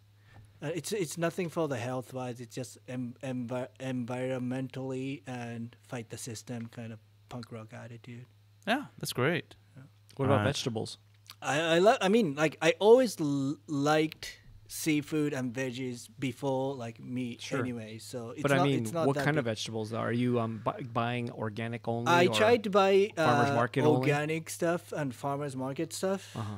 But if I can't, I'll just go to Albertson and just buy whatever. Oh, okay. Yeah. So okay, I wasn't sure if you're trying to also stay on organic or I mean, less if GMO. if you there's know? a choice between like Yeah. non-organic and organic, I'll buy organic stuff. But certain stuff like if I peel all the skin, even though if it's non-organic, I feel a little bit safer eating it. Well, You know what I mean? Sure. Yeah, yeah. Okay, So what- you could, the sprays and stuff. what about do you think Japanese, like in Japan, like for example, because you could buy seeds for a tomato plant, Okay. right, that are from Japan, like Japanese seeds. I've seen Okay. them, right? Yeah, yeah. Do you think that's better than growing an American tomato? Because I don't know if that's all Dow or Monsanto related, like product. Whereas Yeah. for Japan, maybe that's not Monsanto related. So I don't know, I like, don't but know I either, know, man. like, even like in Japan, like the diet has been kind of a westernized quite a lot. yeah, but I was just wondering about, nowadays. but I was wondering about like the quality of Quality. the The vegetables, production But, might be but at the different. same I don't know. time, I know a lot of Japanese farmers actually take a pride on what they make. Yeah. Because each region of Japan has like a specific produce that's they're known Yeah. for. yeah, So like certain city will be famous for growing like really good spinach. And certain city will be really famous for growing like a tomato or Yeah. rice Or mushrooms. or like mushrooms Yeah. or like pork, like yeah. chicken. So those kind of farmers, I know they take good care of their produce. Yeah. But at the same time, I know there's a lot of shift to their diet, eating more like westernized Oh fuck food. yeah! That's Yeah. why I mean, Like yeah. because that's what happened to Yeah. Okinawa. Okinawa used to be like the longest living, like Oh, there's it was the most people over 100 years old or Yeah. something. Yeah, yeah. I I I mean, saw they in still Japan- have that reputation, don't Yeah. they? No, it used to be like top of the world almost, like as in ranking, like healthiest diet. But now they're not anymore because their diet became so westernized. Oh, Yeah. who took Yeah. the top? I don't know who's on top, but I just know that Yeah. I've heard that too. Yeah. Like what is it? People are eating McDonald's and shit out there. People, It's just- McDonald's yeah. is good. McDonald's is tasty. Well, it's the young people that are just not eating the same stuff, probably. Well, you and know, you I watch it. bet even older people, like my parents, like are they just don't. rocking McDonald's. Yeah, it's My- the my parents- convenience. Yeah, my It's parents convenient. love like eating hamburgers and like, Oh, I love McDonald's too, man. I do. it's okay. What you eat don't make me shit. but you stepped in somebody's shit. Yeah. Yeah. Well, no, I mean, I think that like that. I think that your attitude's a good one. I wish I had the discipline to like live that kind of diet, but But I don't. But it really comes to like I don't know, like my main like. But I know I'm being a hypocrite because there are like certain like evil corporation that I still pay money for, But Yeah. but like Yeah, but- I know like the meat is like so bad for environmentally. Oh, of course. They take such a poor care of their animal Oh, and yeah. their workers because I know like a lot of butcher like like at the slaughterhouse it's like one of the like harsh condition of like work environment, right? So like I just don't like putting my money towards like people like that supporting that kind of industry, yeah. right? Yeah. You got to vote with your dollar, because I mean as in political like gesture that's all I can do. Yeah. Like I can't vote, so like That's a bigger one than voting, probably in the end. If everyone did that, holy shit. Oh, I know. Yeah, the beef industry would be over because no one would be eating as much meat. And Yeah. yeah. But I that's said, one- but that's I'm just- not against eating meat, or Sure. like I'm not against. But like, you're against eating shitty meat yeah. Right, and you're unhealthy against- meat or yeah. shittily grown meat, Well, or just badly more like my raised. money going towards them. Yeah, yeah. That's my No, main I thing. get it. I Fuck that. if I had the discipline to do it, I would live that lifestyle. I'm you just have to start, man. It's okay. I know it's not for everybody, One but day, I mean, some of it these really days. comes from like like how you say about spend money locally or like support local business, right? Yeah. Because like I do that. Like if I have to buy like a baby stuff, if my brother have a new baby or if my friends has a baby, I go to Giant Robot and get their baby product, like the bibs and like that. Oh, shit. Blankets. Oh, and- snap. Like Where's ugly, the shit made of? ugly doll plush. Thank 'cause you. that make more sense to me than going onto Amazon and looking for like a baby stuff. Oh man, see that's awesome. yeah. Same thing that's with like rad. wearing like your t-shirts. I much rather rock Luke Chu on my chest than like a Aw. Nike logo or like Adidas logo because yeah. like what the fuck do they do for me? Right. Oh damn. You know, Yep. like fucking nothing, Yep. right? Yeah. Yeah. No, it's true. But you True. provide like contribution to like a culture in advancement of Or like to Los especially the LA art community. you know, Los kind of Angeles thing. art scene, and Right. same thing with like Eric. So That's deep, man. That's rad. You Not know, deep, but that's rad. I was actually like, wearing rocking a giant robot shirt a couple days ago, and it was one of the tape ones. Oh yeah. You know, Oh, what- yeah, yeah. What, Very cool. what happened to that? It's still in. We still have it. But like, who's the artist? Oh, that was with Green Lady. That's the GL. Is a GR/GL. Green Lady was a brand a long time ago. Oh. Yeah. We did that shirt together long ago. What happened to them? They're no longer a brand. Uh, Yeah. It's tough. Yeah. yeah, t-shirts business is tough. Right? It's the word. Well, I don't say it's the worst, but it's just tough. It's Yeah. tough. Yeah. It's tough. Where's the Yoskay Yamamoto giant robot T-shirt collaboration? We have one. Oh, we have already, one coming up actually. but we had one already. Yeah. The one that's like a. We have one. Yeah, we have one. The rubber stamp one. Yeah, right? yeah, It's but the same we as have rubber a stamp. new one coming up. Yeah. Oh, I Yeah. don't remember it. Oh no, It's it's. okay. it's I don't there. go to the original giant robot store very often. Me neither. Wow. Wow. Wow. No. I do sometimes, but not as much as like I'm not in there every day, for example. You know? I remember reading a long Yeah. time ago in an issue of Giant Robot how you were fed up with people expecting you to be at the Giant Robot store. But nowadays you kind of are. I'm at the gallery a lot, GR2, so it's all yeah. good. Yeah. But like I guess people have certain expectations. Like I'll be there all the time. Yeah. Yeah. No. Yeah. Mm. But it's weird though. They do show up thinking I'm gonna be there, like literally like 24/7 or something. Right. Especially at the time. Yeah. Right. But even now, it happens a bunch. Not as much, but yeah, there was a time. I was like, dude, what? Yeah. Like expectations, man. Right. Chill on the expectations. But Right. yeah. Well, are you? I mean, like, do you still think about like writing and stuff like that? A little bit actually. It happens all the time, and I realize, whoa, be careful of that because most of that is like, you'll write something cool, you can post it, but then when I think about making a publication, especially a magazine or something like a periodical, it's like that's a bad idea. So yeah. No, writing, whatever, man. Well, you could do something I'm and not that good. have it share it through social media Yeah. and stuff like Yeah, that. I'm writing a lot less now. I was doing it for a while, like because I really enjoyed it. I mean, crafting it, and just going through sentence by sentence, word by word, and crafting it. I was into it. I was reading just like yourself, reading. You didn't go to art school. I didn't go. Well, you went to design school, but I didn't actually. I'm not an English major. I never took like a actual writing course or writing courses. Right. Self-taught.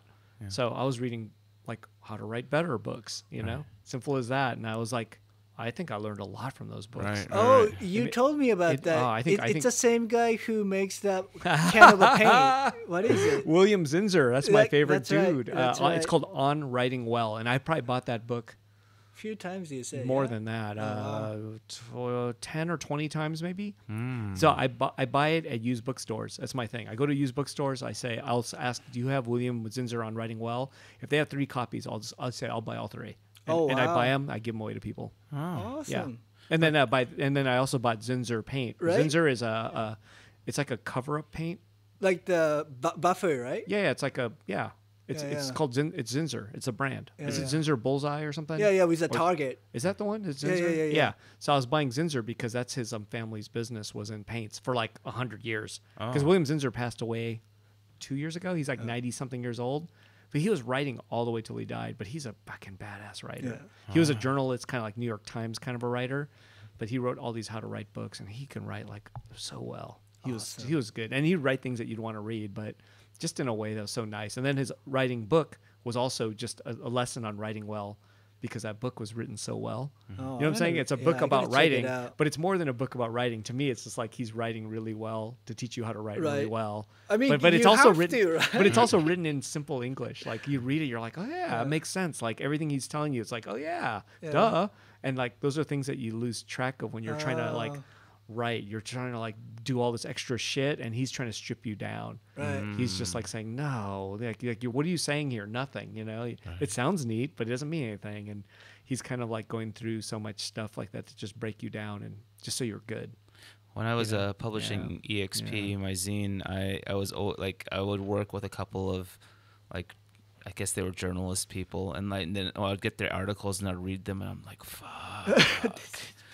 Like, how do I get there from here to there? Because like fucking like the way people would structure sentences and like their vocabulary and everything's like damn. No, I do that too. Writers, I do that too, but sometimes it's just if you could structure yourself decently and you're able to convey an idea and you're doing it like cleanly, succinctly, that's hard to do, man. And that's kind of what I was trying to get to is like I want to get better by stripping it down and being really good at that. Like simpler. And I could write something that's still long, but it's just like so clear. And I'm it's just going through it one sentence at a time where I'm like, okay, this sentence should be at the end. This one should you know what I'm saying? Just little things like that where I'm like, why is the sentence even here? It sounds good, but it doesn't even mean anything. Right. Take it out, right? Right. And like sometimes in one sentence you'll say two things, and sometimes you're like, well, the second thing doesn't mean anything. Get rid of that. You know, because literally you'll read it. If you break it down word by word, you'll go, man.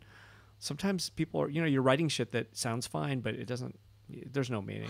It's like you're repeating yourself over and over and over sometimes. Sure. Right. And you don't even realize it until you break it down. And then when you read it, when it's all clean, it feels like a sweet, sweet Dobbs.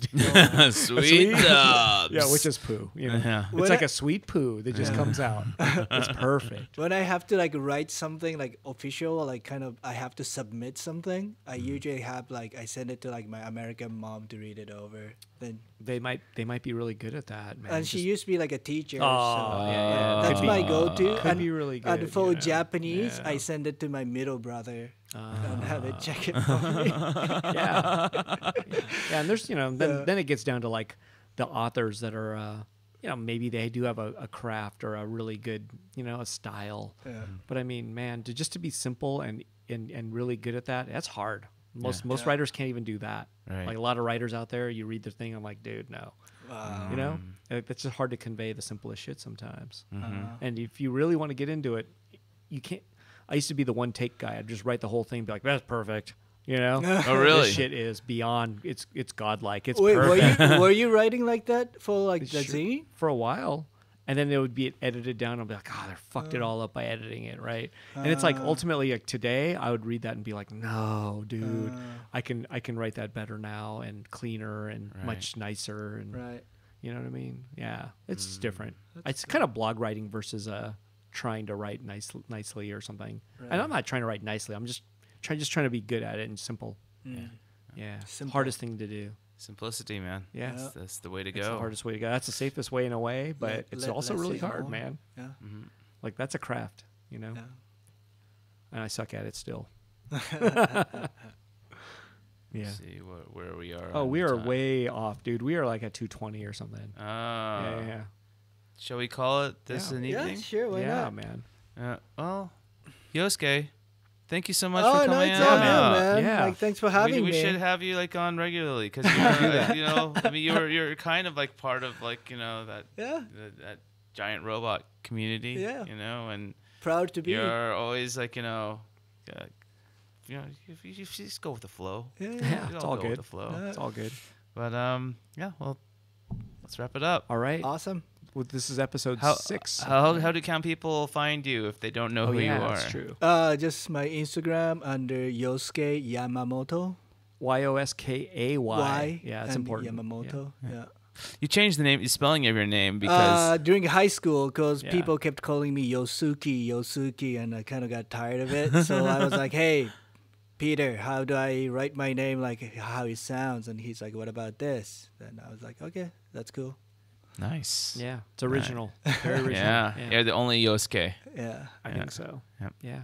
Anyways, thanks to everyone Thank who checked out the podcast and stuck through it for the entire 2 hour and a half hours. And we have no idea what's going to happen next week, so Yeah, we'll figure it out. We'll figure it out. Alrighty. All right. Thank you. Peace. Bye. All right.